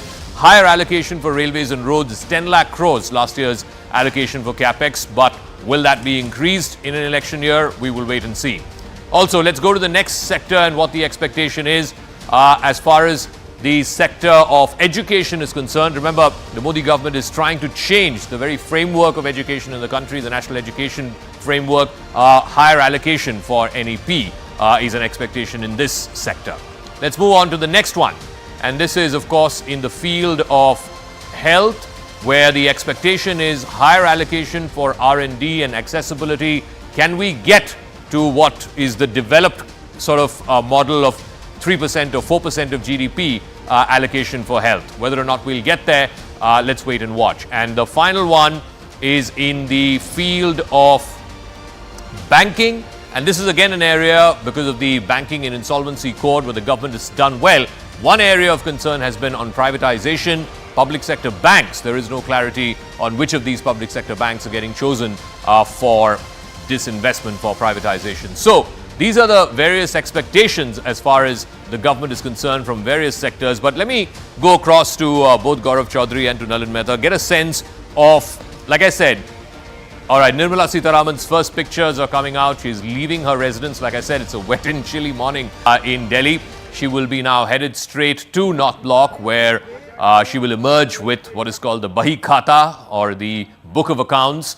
And then from there, she will head to Rashtrapati Bhavan. She will present a copy of the budget to the president. And then in the Lok Sabha at 10 a.m., there will be the customary cabinet meeting, which will, of course, ratify the budget. And then she will present that in the Lok Sabha. So, Gaurav, just a word on, whether there is political and fiscal elbow room. That's a different conversation altogether. But on one of the areas the government has done well is infrastructure spending. I mean, you can see it in the highways, the number of kilometers per road, road per, kilometers that are being paved every single day and so on. In this budget, do you expect her to top the 10 lakh crores, or there's going to be guidance for the fiscal year 24-25 without doubt to be higher than 10 lakh crores? One of the standout characteristics of this government's macroeconomic management over the last 10 years, there have been two standout characteristics. One is it has walked the talk on fiscal consolidation, regardless of the fact that there are two big, huge pandemic years. So when our fiscal deficit went up to 9%, now it has come down to about 5.9%. And it has set a medium-term target of 4.5% by 25-26. So if it has to meet that target, then this year, that is in 24-25, whether it's in the interim budget or in the full budget when it's present in July, that has to come down by 70 basis points. And I would not be surprised if she actually pencils in about 5.2% of fiscal deficit this year, because the government on its commitment on fiscal deficit, it has been unwavering. And so far as capital expenditure is concerned, it has started, and last year we saw it went up by 33% to 10 lakh crore. It will obviously go up, but albeit at a slower pace. So I would not expect it to go up by 33% because the base has gone up significantly, but it's going to remain steadfast on its focus on capital expenditure, because the government, as Gautam said, the government believes that infrastructure is going to be the primary economic multiplier. It unleashes economic multipliers, and the government is going to do the heavy lifting there. If the government does heavy lifting, then the crowding in phenomenon, where private sector investment actually comes in, is going to set in at some point in time. There was some mention on Narega. Now, if you look at the Narega spending, it's very interesting. Barring 2021 and 21-22, where it went up to 1 lakh crore, that was the COVID year, 1,11,000 crore, then came down to 98,000 crore, and 22-23 it came down to 89,000 crore. Last year, it has been brought down to 60,000 crore. The reason the ostensible reason probably could be that the government wants people to actually move out of guaranteed government-funded job schemes to private sector created job schemes in areas outside of the villages, because essentially people who are seeking jobs in Narega schemes are landless laborers. So these landless laborers will have to come out of the villages, and that can come only when the government invests a lot in infrastructure projects, because that creates jobs. But on infrastructure, it's very interesting. The investment in infrastructure, particularly highways, have gone up significantly since, just to give you some numbers, 2019-20 National Highway Authority of India and roadworks, the total budget was 77,983 crore. In B 23-24, it has gone up to 2,69,920 crore.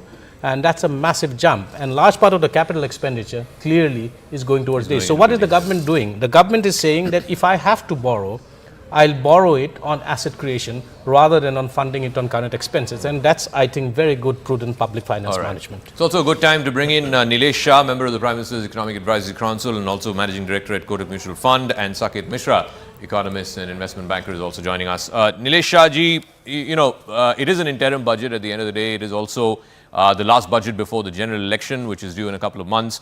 What sort of elbow room do you reckon, as we see the pictures of the finance minister leaving from her residence to North Block, what sort of fiscal elbow room do you believe the finance minister has? A, there are vote banks to cater to, and at the same time, there is a fiscal glide path that she needs to stick by. Fiscal expansion is limited.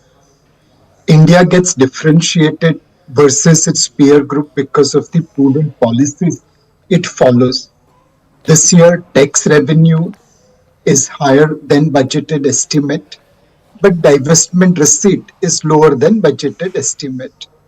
More importantly, nominal GDP growth, the denominator on which fiscal deficit is calculated, is likely to be lower than the budgeted estimate because of the inflation deflator. More importantly, we have committed to the world that there will be fiscal consolidation by FY26. And as the previous panelist was speaking, we have to show glide paths to the world in terms of fiscal consolidation.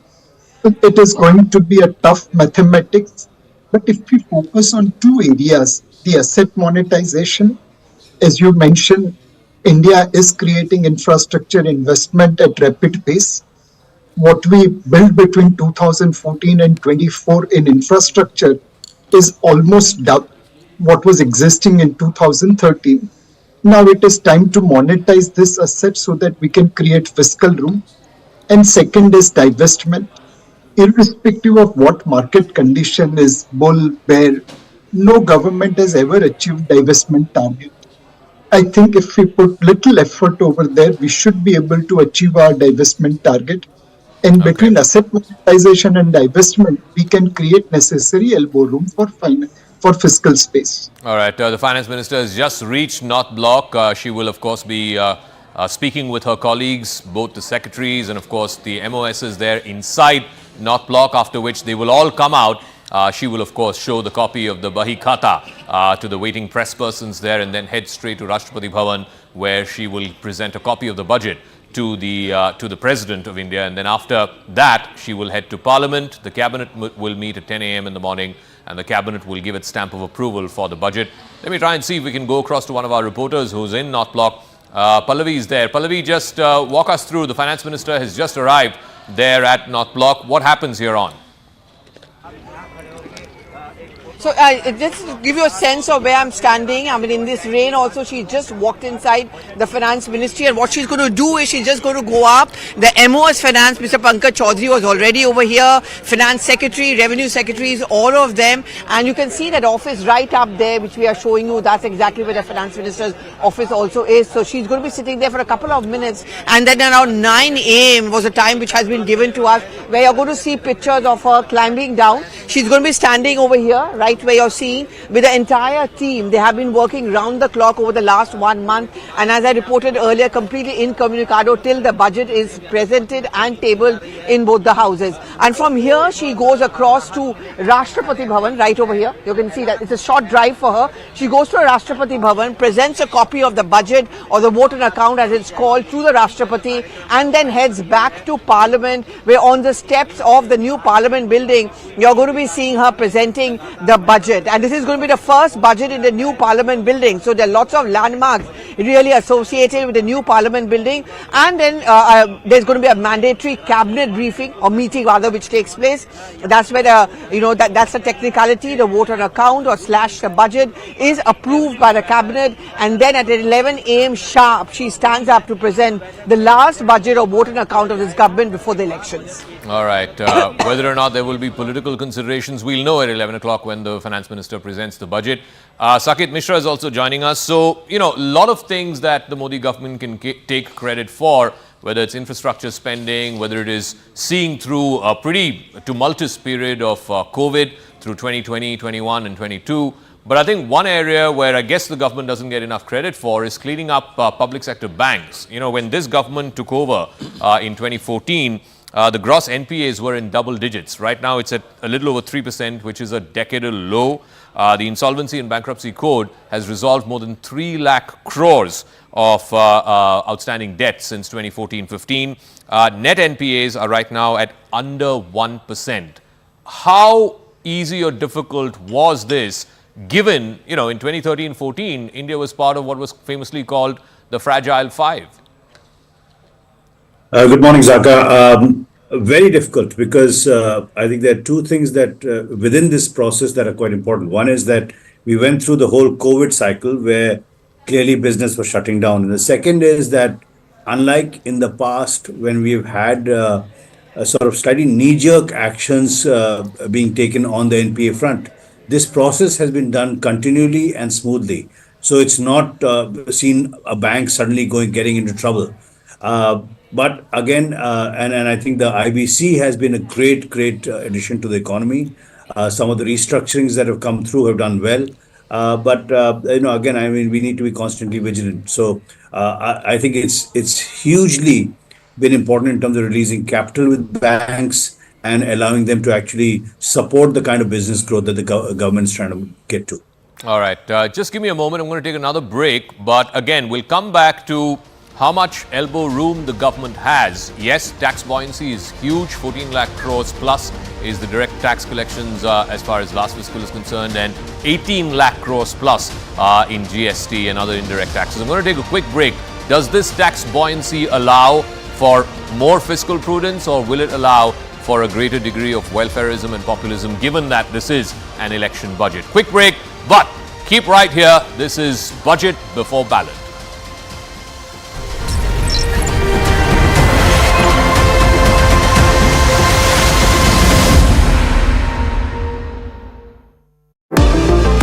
I'm Bhagavati Kirtana. I'm a college student, and I'll be graduating my college within 2 months.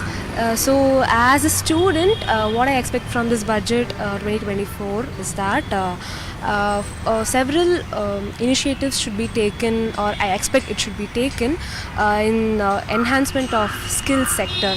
Like students should be provided with several policies where the skills can be enhanced, and also employment opportunities should be boosted so much, because that's what the next is. And even for higher studies, for PG things, the entrance exam, the coachings, it should be enhanced so much. And more than education, skills should be focused more. Then as a person, as a citizen of the country, I feel like with the inflation thing, the inflation, as the price of the basic necessities has increased so much, and that should be controlled, and that is one of my expectation in that. And also considering the agriculture sector, the subsidies should be increased for the fertilizers. And regarding the food sector also, the distribution system and the food storage system should be increased. I mean, it should be enhanced, or it should be maintained properly. That's what the thing is. And yeah, as a citizen, what we expect is that the price should be reduced. Yeah. My name is Seshagiri Raj. My expectation on the upcoming union budget is the government should reduce the tax burden on the new tax regime. I had to opt for the new tax regime of no choice. Like now, after choosing, I came to know that there has been excess tax that has been detected on the new tax regime. I am Padmanabhan, retired manager from Indian Bank and also a social activist. And regarding the budget which is being presented tomorrow, though it is an interim budget, some expect some announcement, some say only after election announcement will come. Anyway, whatever be the situation, what we expect from the budget, I will tell you. And instead of usual conventional way, the more important point in a different way I would like to present today is, that is, India's power in its youth. So youth empowerment is very important at this stage for a future strong India economically as well as socially. So to encourage this, more women as well as men entrepreneurs, particularly more women entrepreneurs, have to be inducted for startups, because now there are many venture capitalists who are willing to come into the that is play when these people who are capable, they don't have finance and all. So on government, if they give more shops to this line, there will be more new startups and more new intelligence, particularly in technical field, more so in the field of artificial intelligence.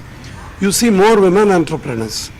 So actually encouraging these people for more entrepreneurship, and more startups and more venture capitalists will help everyone to be independent instead of merely depending on jobs.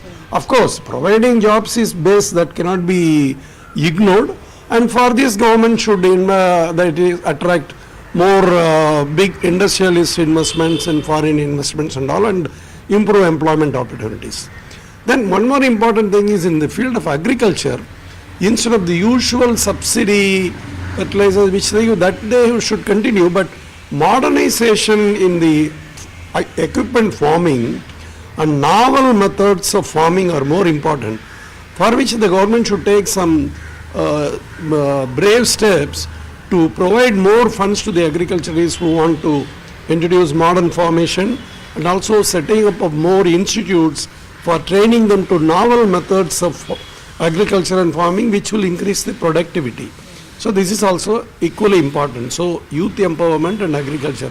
In addition to that, the usual thing, that is we as senior citizens.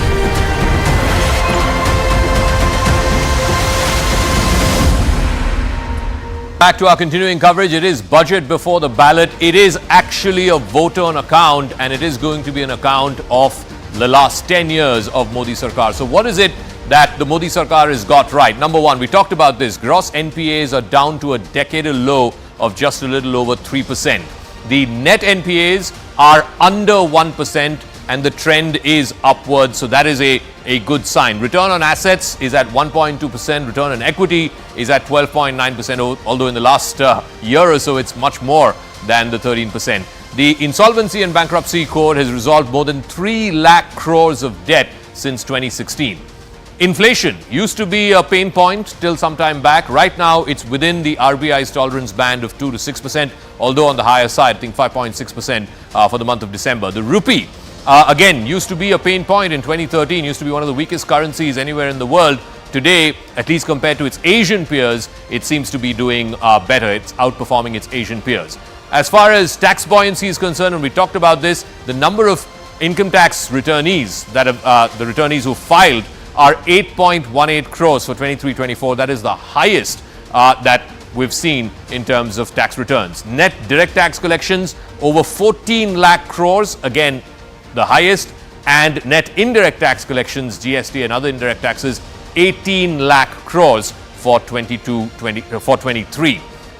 Then there is, of course, the political sort of shade to this. You can call it welfareism, call it what you want. The Jam Trinity, Jandan Aadhaar Mobile, that has curbed corruption. The government's own estimate is 2.75 lakh crores of money has been saved from being swindled or siphoned off by middlemen. The amount that has been transferred in DBT, or direct benefit transfer, is to the tune of 34 lakh crores in the last 10 years. And this is a favorite area of Nalin Mehta as to how the Jam Trinity, welfareism meets technology, how has this changed politics for the ruling party and for the government? It's completely changed the nature of our politics, this idea of Labharti politics. And just to give a sense of this, in the last 10 years, the number of schemes that have been that use direct benefit transfers to reach directly to put money directly into people's pockets, that's gone up from just about 28 to 434 in 10 years. The amount of money that's been spent has gone up by 38x. Now, if you add the amount of money which is put in kind as well, that is significantly higher. The fact of the matter is that this is a template that has changed politics as is. One of the reasons why the BJP has been consistently winning more than it's been losing, or doing better at elections than it did before in the pre-2014 period, is not just because of Hindutva. Hindutva is one part of the cultural politics of the BJP, but significantly because of this, which has led to the BJP becoming a party of the poor in North India in particular, in the rural Hindi heartland, and especially with women. And I think whether it's PM Awas, whether it was Swachh Bharat, the amount of housing that was built in women's names, that has significantly added new constituencies of voters to the BJP's to the BJP's corner, if you like. And this is why is this such a new phenomenon? This was available to all governments previously as well. How come? So the reason why this is different is this was the coming together of the cheap mobile phone, the unique ID system, and cheap data. Now, this of course was set up in the Manmohan Singh period. Now, the first pilot for this was started in 56 districts, 1st of January 2013. When they tested it out, and Jairam Ramesh was that time the Rural Affairs Minister, when they tested it out, there were lots of issues with the direct benefit transfers. By the time they fixed it, the Congress loses power, Modi comes to power. There was a big question mark over Aadhaar, if you remember, soon after the Prime Minister comes to power. In July 2014, Prime Minister Modi takes a decision to completely give full political backing to the ramp up of Aadhaar and direct benefit transfers. So as a result, from 7,000 crores spent on direct benefit transfers in 2013-14 period, which was including Manmohan Singh's, it's now gone up to 2.5 lakh crores. That's a huge jump. So what I'm trying to say is that while the system existed, it had not been tested. The political genius behind this was to recognize the importance of it, give it full political backing, and to push it through. And that has changed the nature of politics. Now, of course, it's available to every single government. If you see Karnataka, for example, the Congress government did the single largest DBTO soon after coming to power when they couldn't get rice, right? When there was an issue around rice in the center. So yes, it is available to everybody. But the fact is that the BJP had first mover advantage on this on terms of scale. They also built their politics around it. And had a layer of political mobilization around it. Other parties are also replicating this, whether it's DMK or by the way, the Dravidian party started this much earlier in the south, right? But the direct benefit transfer thing is a unique coming together of technology and the welfare system, which has changed the nature of the Indian welfare state, I think. Gaurav, Can I just ask a question? Brilliant analysis, Nalin. What I want to know is that after a certain point, do good economic policies translate into good politics? There are several previous examples and I don't want to waste time on that, but I agree completely with you in terms of your data, in terms of your perspective, in terms of your analysis. But at some point, will a voter fatigue set in? If you have secularized poverty, or if you have secularized DBT, will that secular vote, will that secularity vote economics, or will they continue to vote caste, or will they continue to vote religion? I think that's a fantastic question, and thanks for asking that. I don't think people vote on just one issue alone. I think people vote as a matrix of multiple issues. Of course, see, the thing is that in the Hindi heartland, the benchmark was so low that, and the transformation, the rate of change was so high that it changed the nature of politics. It has not happened in the south, for example, where the levels of governance are much higher. Now, of course, when PM Awas, for example, if 17 million houses are built, 64% of them are in the names of women alone, or in the names of jointly in the names of them and their husbands, in a country which is deeply patriarchal, where women didn't have inheritance rights till a few years ago of parental property. Many of these women will vote for the party that they think is given to them at least once or twice. But soon, very soon, you're right, that's not going to be forever. And I think Mr. Modi recognizes that, because once the expectation rises, once people start getting basic things, then of course they're going to ask for jobs, they're going to ask for multiple other things. And that's where the I think if I can just add to that point, perhaps the answer is that your reliance on DBT over a period of time should decrease, in fact, because you're creating other alternatives for people to realize their aspirations. I think that's where the thrust will be in the next 5 years. And, you know, Mr. Modi's government has benefited from something that was started at the fag end of the UPA, just like the UPA benefited in one from what the NDA did. So, you know, there has been what is known as a trickle sideways effect, perhaps hasn't really gone what down. I would like to point is the Mahatma Gandhi Narega scheme, which was started by UPS, which was a similar and perhaps the world's But you have to ask yourself, why is Manrega sort of, you know, the allocations growing? That shouldn't be happening over a period of time if you've been in power this long. See, we're no longer talking about a government that has just come to power. We're talking about a government that has had now a fair run of it. 10 years, long time. Mr. Modi, if he wins the next election, will be aspiring to be the longest serving Prime Minister. The point I wanted to make is that does good economic policies translate into just look at the West. Just look at the West. There has been a saturation in the West to some degrees, let's say in Europe, when it comes to social welfareism. There's an X factor now that's working in Europe, and the reason you're seeing the breakup of traditional politics, liberal politics in Europe, is because that has not really been able to, the last 10 years, governments have not been able to deliver key components of the economy to the people, jobs, higher incomes, etc. So then there is a fallback on issues which are not really focused on economic well-being only, because that can't be your go-to jam, so to speak. So I think what the government is trying to do, and I hope it does quicker, is to broad base the way that you serve the public on the ground. Rahul, just give me one second, Gaurav. Nilesh Shah will be leaving us after this. But Nilesh ji, do you want to weigh in on what the experts here in the studio are saying that, you know, obviously one of the reasons why the Modi government has done so well politically is they realized and recognized the jam trinity and how beneficial it can be. DBTs, like I said, in the last 10 years, 34 lakh crores is what has been directly transferred to Labhartis. But does this have a ceiling, both from an economic point of view and also from a political point of view? Does the government now need to go beyond DBTs? If you look at India, 1% of Indians enjoy lifestyle of French citizens with that kind of per capita GDP. About 27% of Indians have lifestyle of Indonesian citizen with that kind of per capita GDP. But more than 70% still lives in sub-Saharan Africa model. And with DBT, subsidies and all other things, we are still covering a reasonably small portion of that sub-Saharan Africa population. There is no option but for any government to create inclusive growth. If I have to sum up in one thing what this vote on account should do, well, it should push consumption at the bottom of pyramid to grow as fast as the top of the pyramid, and it should push private capex to grow as fast as government capex. If this vote on account or the budget next time can act as this to catalyst, our growth rate could reach into double digit. All right, Nilesh ji, thank you very much for joining us. But, you know, I want to square off. Just 1 second. Yeah. If we can sum this up, this conversation, 10 years in, short term, what the government needs to do, and long term. Short term, fiscal consolidation, boosting private consumption, jobs, GST upgrade, simplification of dispute resolution mechanisms. Long term, you can look at boosting farmer incomes, privatization. There is going to be, hopefully, if the government comes with a majority that they're predicting, room for that, political room for that. So you may not even need someone like Shori, as Gurcharan Das is saying. You will probably have somebody who will do the hatchet job for you. Labor and land reforms.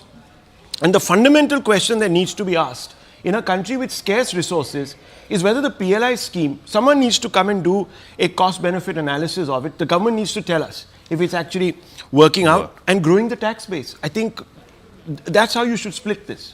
Gaurav? So, on the success of the DBT, something that probably we ignore mostly is, and it's highly underrated, also is the development of the DPI, the digital public infrastructure, which is now called the India Stack. And there is no other country in the world which there is no other tech stack in the world which has a country as a prefix.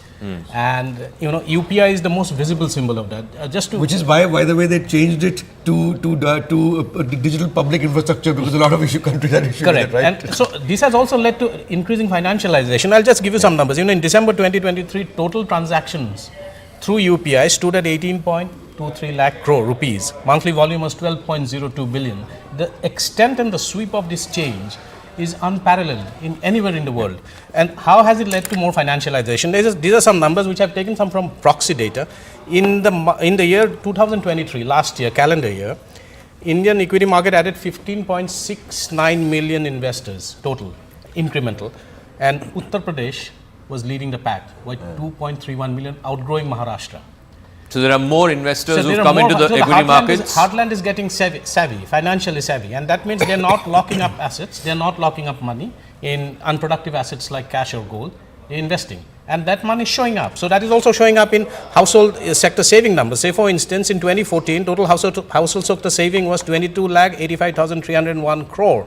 In 2023, it stood at 46,19,501 crore.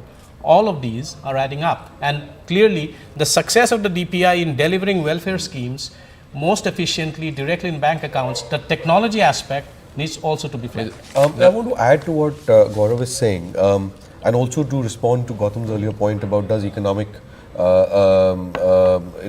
translate into politics always, and so on. If you look at Jan Dhan accounts, and this is also linked to UPI, a lot of people, when it was first set up, at that time financial inclusion in India was roughly around 15 to 20% by all international parameters. It went up to 80% roughly, according to the IMF and World Bank, in a 4-year period. So India essentially created somewhere around between 450 million to 500 million accounts plus in a 4-5 year period. In 2014, 4 out of 10 adults in India did not have a bank. Now, what that meant is, at the beginning there was a lot of mirth and derision about this. These are zero bank accounts, what's the big deal, and so on. But if you look at the data, most of these accounts, barring 10-15%, have an average of 3,500 rupees balance per month. They are active. By that definition, it means 2 transactions a month. That's gone up from 1,500 rupees on average per account to about 3,500 rupees. Now that kind of tells you the nature of shift in rural India and in poor India. Now, see, the Indian state always spent money on the poor. This government has not spent more money than that in numerical terms. It is that the money never reached, or if 85% is reached. Yeah. Now, what's happening is, and you also didn't really know where the poor are. They were on sheets, but now it's reaching directly. So now, to answer your question about economic versus politics, you build big dams, you build big roads, you build big infrastructure. I don't think that translates necessarily into votes. So Chandrababu Naidu is an example of that. Many other governments are examples of that. But when money reaches people's pockets directly, that has a far more direct impact than any other larger idea of economic progress. All right, just give me a moment, that is also just 1 second, because there are guests. At very depressed levels of income. The fundamental point that we must make is that the DBI can also become a very quick pathway to inject quick relief, which is not where we want to be, actually. You want to give meaningful welfare to people, so there's a virtuous cycle. I also want to go across to a couple of guests who are joining us via satellite. We have Rakesh Nangia, taxation expert, and also Pawan Prabhat, who's a tech entrepreneur. Let me start with you, Mr. Nangia. In an interim budget, a budget that's coming a couple of months before election, do you believe that the finance minister has elbow room to either cut tax rates or even change and tinker with the tax slabs? There is expectation that it could go from the current 5 lakhs to maybe 7, maybe even 8 lakhs. Or would that be seen as imprudent from a fiscal point of view? Or does the fiscal buoyancy numbers that we just showed for our viewers, 14 lakh crores plus in direct taxes, 18 lakh crores of GST, does that give her room to change the rates of the slabs? The moot question that comes here is whether the government is really going to tinker the rates in the interim budget. And if you see the Prime Minister's statement yesterday, basically, where it looks likely no. But what I believe, the government may touch any one issue or two issues which has a massive effect on the majority of the population, the needy class actually. So government is not going to tinker too much of the direct tax rates, too much of changes in the direct taxes, but may give 1 or 2 boosts which will affect millions of people basically. That could be one of the things which I believe. And the basic thing that the government can do it, tinker with the slabs actually, where you find thinking even a little bit of slab, you find, I can tell you in terms of number, it will affect 5, 7, 8 crore people. And how do I draw this thing? The total number of tax returns that were filed were 9.25 crores in last year. Out of this, 8.9 crores were individual returns. So individual returns are 95% of the total tax the government collected and the returns that are filed. So government may do something on the individual part, either raising the tax slabs or giving some incentive, some benefit which has not been touched, or it touches the life of the 8.9. I also want to quickly ask you, Nange Saab, between this old tax regime and new tax regime, are you seeing evidence that a lot more people are moving to the new tax regime? What is still holding up people from changing? You see the changes that the government brought in the last year. When the scheme came, the new regime was not really successful, but government did brought last year quite a few changes, and it became a default regime. So if you do not opt, you automatically move into the default regime. So yes, it has made a difference. Government did bring in some direction. Yes, government is going to make it successful. I can tell you right now, government will give some more incentive, most likely in this budget, if not in the interim budget, to see that the new scheme becomes much more successful as compared to what it was in the past. I also want to go across to Mr. Prabhat, but I believe we have a graphic on the startups and the unicorns pre-2014 and where it is now. So if we can play out that graphic either on the wall as we see pictures of the finance minister slowly coming out. So let's have those pictures up as well. So 4 unicorns, which is valuation. You're right. The finance minister has just come out. You can see her there with her red Bahi Khata. I believe if Pallavi is there, we can try and get Pallavi to talk us through these pictures as well. Pallavi, just take us through what you're seeing. Okay, I'm just going to stay with the pictures. You can just see the finance minister, Nirmala Sitharaman. She's got a Bahi Khata. That's her trademark, really. She's presenting, she's very, very clear that please don't call it an interim budget. It's actually called a vote and account. With the entire team, the MOS Finance, Pankaj Chaudhary, an entire team of finance secretaries, the revenue secretaries, especially the men who have been a part of the presentation of this vote and account. And what I really would like to say stands out is that lone woman who presenting her 6th budget consecutively, which itself is considered to be a huge record, and a strong messaging which perhaps goes in from the government as well. Their tagline is Shashakt Nari Saksham Bharat.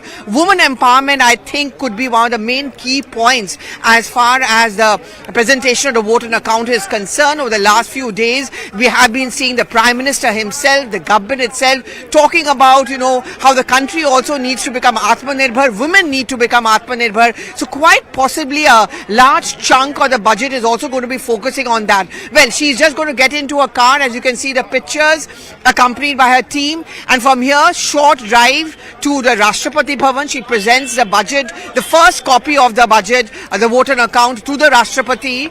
And again, then she goes back to Parliament. That's where the cabinet meeting is going to take place. That's a technicality, Zaka. The cabinet clears the vote and account. And around 11 a.m. sharp is when she stands up to present the last budget of this government before the Lok Sabha elections or the vote and account. All right, the finance minister. You can see those pictures, Zaka, even as I leave with you. That she's got into a car and she's a short drive for her towards the Rashtrapati Bhavan. All right, I want Gaurav to sort of speak to these pictures as well. 2 things. One, the point that Gaurav Pallavi was making, that she's the lone woman, Nirmala Sitharaman, and the rest of the photograph is men. The secretaries, the MOSs. And this is her 6th budget. I mean, you wouldn't have wagered that when she started off. This is a record. She's also the second woman finance minister. The first was Indira Gandhi, but she presented it when she was the prime minister too. And this is the first time a woman is presenting 6 successive budgets. It's a record of sorts. It's a record in itself. And that is something that, it's going to stay in the record books for quite some time now. If she comes back to power, probably that's going to set the record even higher. She goes back now to Rashtrapati Bhavan and Parliament, and then the cabinet approves it. The cabinet is slated to meet around 9:50, I believe. And then after that, there'll be a photo op also at Parliament as she enters Parliament with MOS and the secretaries. And after that, the cabinet will approve it. That's a formality, but that's a requirement. And after that, she reads out a speech. It's going to be interesting to see how long the speech is going to be. The last interim budget had about 100 paragraphs, 103 to be precise, I think. And generally, a full budget has about 300 paragraphs. So if you go by that yardstick of 2019, probably you're looking at about 100 paragraphs. So it's about 1.5 hours maximum speech. The one point 98 paragraphs. we should, when we look at those pictures, is the stability of that team. I think you'll probably be able to elaborate more on this. The team actually hasn't changed much. That's true. And that's quite unusual, isn't it? That's quite unusual. And also, the finance ministry has a peculiarity in terms of appointment of secretaries. Yeah. The finance secretary is the first among equals. It is appointed by the finance ministry, as opposed to the rest of the secretaries in the other departments in the government of India who were appointed technically by the DOPT. In the case of finance ministry, all the finance secretaries, the finance secretary is the first among equals. There is no seniority there, and it has remained stable for quite some time. Somanathan is in his 5th year. Yes. Which is unprecedented. It is And unprecedented in recent history, which kinds of tells you that the government believes in continuity.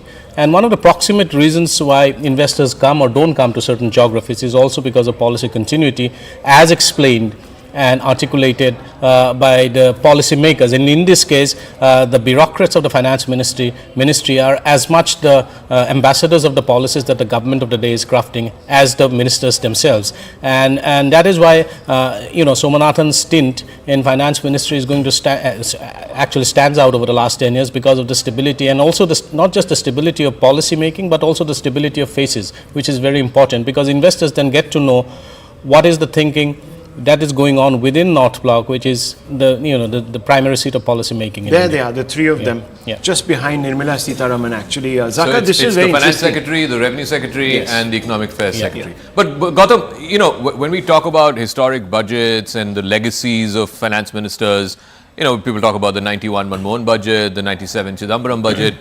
Nirmala Sitharaman has presented 6 budgets, and 2 of them were in COVID years. What is her legacy? How will history remember her as a finance minister? I think if you want a word, I think she will be remembered as a courageous finance minister. I remember the time, you would too, that during the COVID years, in the COVID months actually, there was a budget and the entire world was throwing money into their budgets, and there was a big demand from all over India, all across the world, that India should be spending more, India should be spending more. For Nirmala Sitharaman to take a decision that no, this is not the right time, the money will just vanish before we know it, because the brake and the accelerator cannot happen at the same time. I think that was the analogy that she gave. It takes a lot of courage to stand your ground and steer it, and then in hindsight come up right with it, that she did the right thing. So I think courage will be a very important determinant that will define Nirmala Sitharaman. The second would be her 2022 budget, which was quite revolutionary, quite remarkable in terms of, for instance, we were talking about privatization and all that, and not happening. Maybe the targets are not being met, but I think the sincerity of of where she wants to go, or where this government wants to take, in terms of keeping just 6 strategic sectors in which you will have 1 or 2 public sector companies and all others will be disinvested, is a solid stance. The focus on infrastructure, again, a mix of courage and momentum, because of what we see now. Anywhere you go, you see good roads. The last point I want to make is not about Nirmala Sitharaman, but the critique that perhaps she hasn't done enough disinvestment and so on, and there was this target and she hasn't met it. Fair enough. But if I examine it from the other side, the PSUs have done so phenomenally well. Their turnovers, their profitability, their capital adequacy in terms of banking, etc., is so good that in the markets, PSUs are one of the drivers of the market today.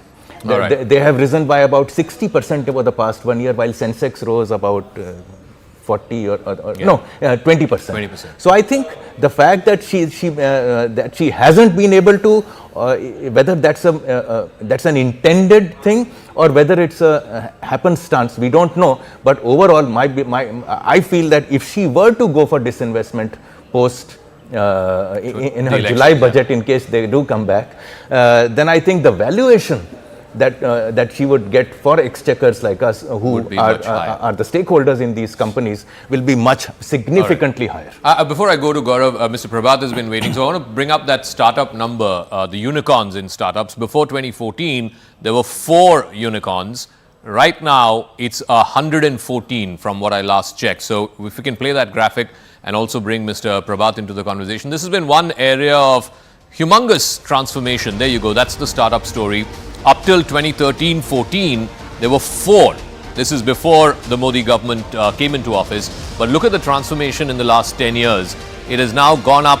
Overall, there are 113 unicorns that are valued at over $1 billion. 113, the total value of which is combined to more than $350 billion. But Mr. Prabhat, what this doesn't tell you is how bad, particularly the last year or so, has been for startups. There is a funding winter that's going on. Many startups have lost significantly in terms of their value. What are your expectations from the budget for the startup sector? And do you see this as a process of normal course correction, or do you see this as a bit of an aberration, and do you see, the India startup story going back to the strengths that we saw in 2020, 21, 22 almost? I think this is just a course correction because during COVID, a lot of companies really took in a lot of money because the expectations were quite different. I mean, a lot of industries went digital and the companies and the funds really pumped in money. And I think after COVID, people went back to their offices, people went back to their schools. So I think it's really changed. I think it's a course correction in one sense. But at the same time, with AI coming into picture right now, and this is a much, much bigger force than what we have seen so far, much bigger than maybe internet, much bigger than maybe a mobile revolution. I think with AI coming into picture, I guess this number will again, go up. In fact, it will go north of 250, 300 anytime soon. All the companies which were really trying to work with so many analytics, so much data, they can do so much more with AI. And India being an IT hub already, it can become the powerhouse for AI revolution. And if you look at all the investments which are being done by countries like say, Singapore or even Saudi Arabia for that matter, not to mention Europe and US, I guess we are just on the course for the next revolution right now. All right. Gurcharan Das also wants to come in on that point. The experts in the studio, Mr. Das, were talking about, unleashing animal spirits, private sector crowding in. I've been hearing this phrase for a while now, for about 4 or 5 years. Why is it that India Inc. is not investing to the tune that maybe even the government expects them to, despite, record corporate profits, one of the lowest corporate tax rates anywhere in this region? And also, look at the Sensex. It's all at record highs. Why isn't that private sector investment, that crowding in, happening? That's a very good question. But let me just finish the point that was made by the excellent point made by the previous speaker. Let's on startups. What we have to, we are all of us unanimous that India is not creating the jobs that should be created at 7% growth. And we are mourning the fact that the industrial revolution has not taken place yet. I would just like to bring one statistic. There was a very famous study done by a professor at MIT in the 1980s, which showed that the maximum number of jobs created in the American economy over 30 years was not by the big giants or by the mom and pop stores, but by the startups, by the unicorns. And so I think before we leave the subject of unicorns, we should say that, yes, it's not just a number of unicorns, but we want those startups to become big. And when they become big, they create huge number of jobs. And that's really ultimate benefit to the nation. So let's, I just thought it was worth underlining this fact that the importance of unicorns to the India story. All right. Now, about the question you've asked, Raka, it's a very good question, and in fact, very hard to answer. The fact is that companies invest when there is a demand, when they run out of capacity. they expand their factories. And really, instead of, as it were, blaming the company, it really goes down to the issue of consumer demand. And so, if we can crack that, if the government can crack that issue, I mean, it has to happen because you can't have 7% growth and not have enough consumer demand. And consumer demand, has been weak. I mean, there's no question about it. This is the quandary. How can you grow at 7% and not be creating the demand that should come? So I guess all the things we've been talking about, we still need to create that industrial revolution. A number of speakers have said we are still an over-regulated economy, and that hurts the small guy. The big companies can manage the regulation. They hire somebody and they manage those things. But a poor small guy is really burdened. And we still have that license, inspector, permit. We don't have licenses. We don't have inspectors so much. But that mentality in the bureaucracy is venomous. Is absolutely venomous. Give me a moment. We have to take a break, but all those points are well taken. How much of this gets translated in the budget? What kind of elbow room the finance minister has? We will know when she presents the budget at 11 a.m. in exactly 90 minutes from now. I'm going to take a quick break. When we come back, we'll be live at the CII with my colleague Shivani, and she'll be speaking to some CEOs from India Inc. on what their expectations are from this current round of budget. It'll also be a stock taking of the last 10 years of the Modi government and what it needs to do if it returns to power after the summer elections. Quick break. We'll see you live at CII right on the other side.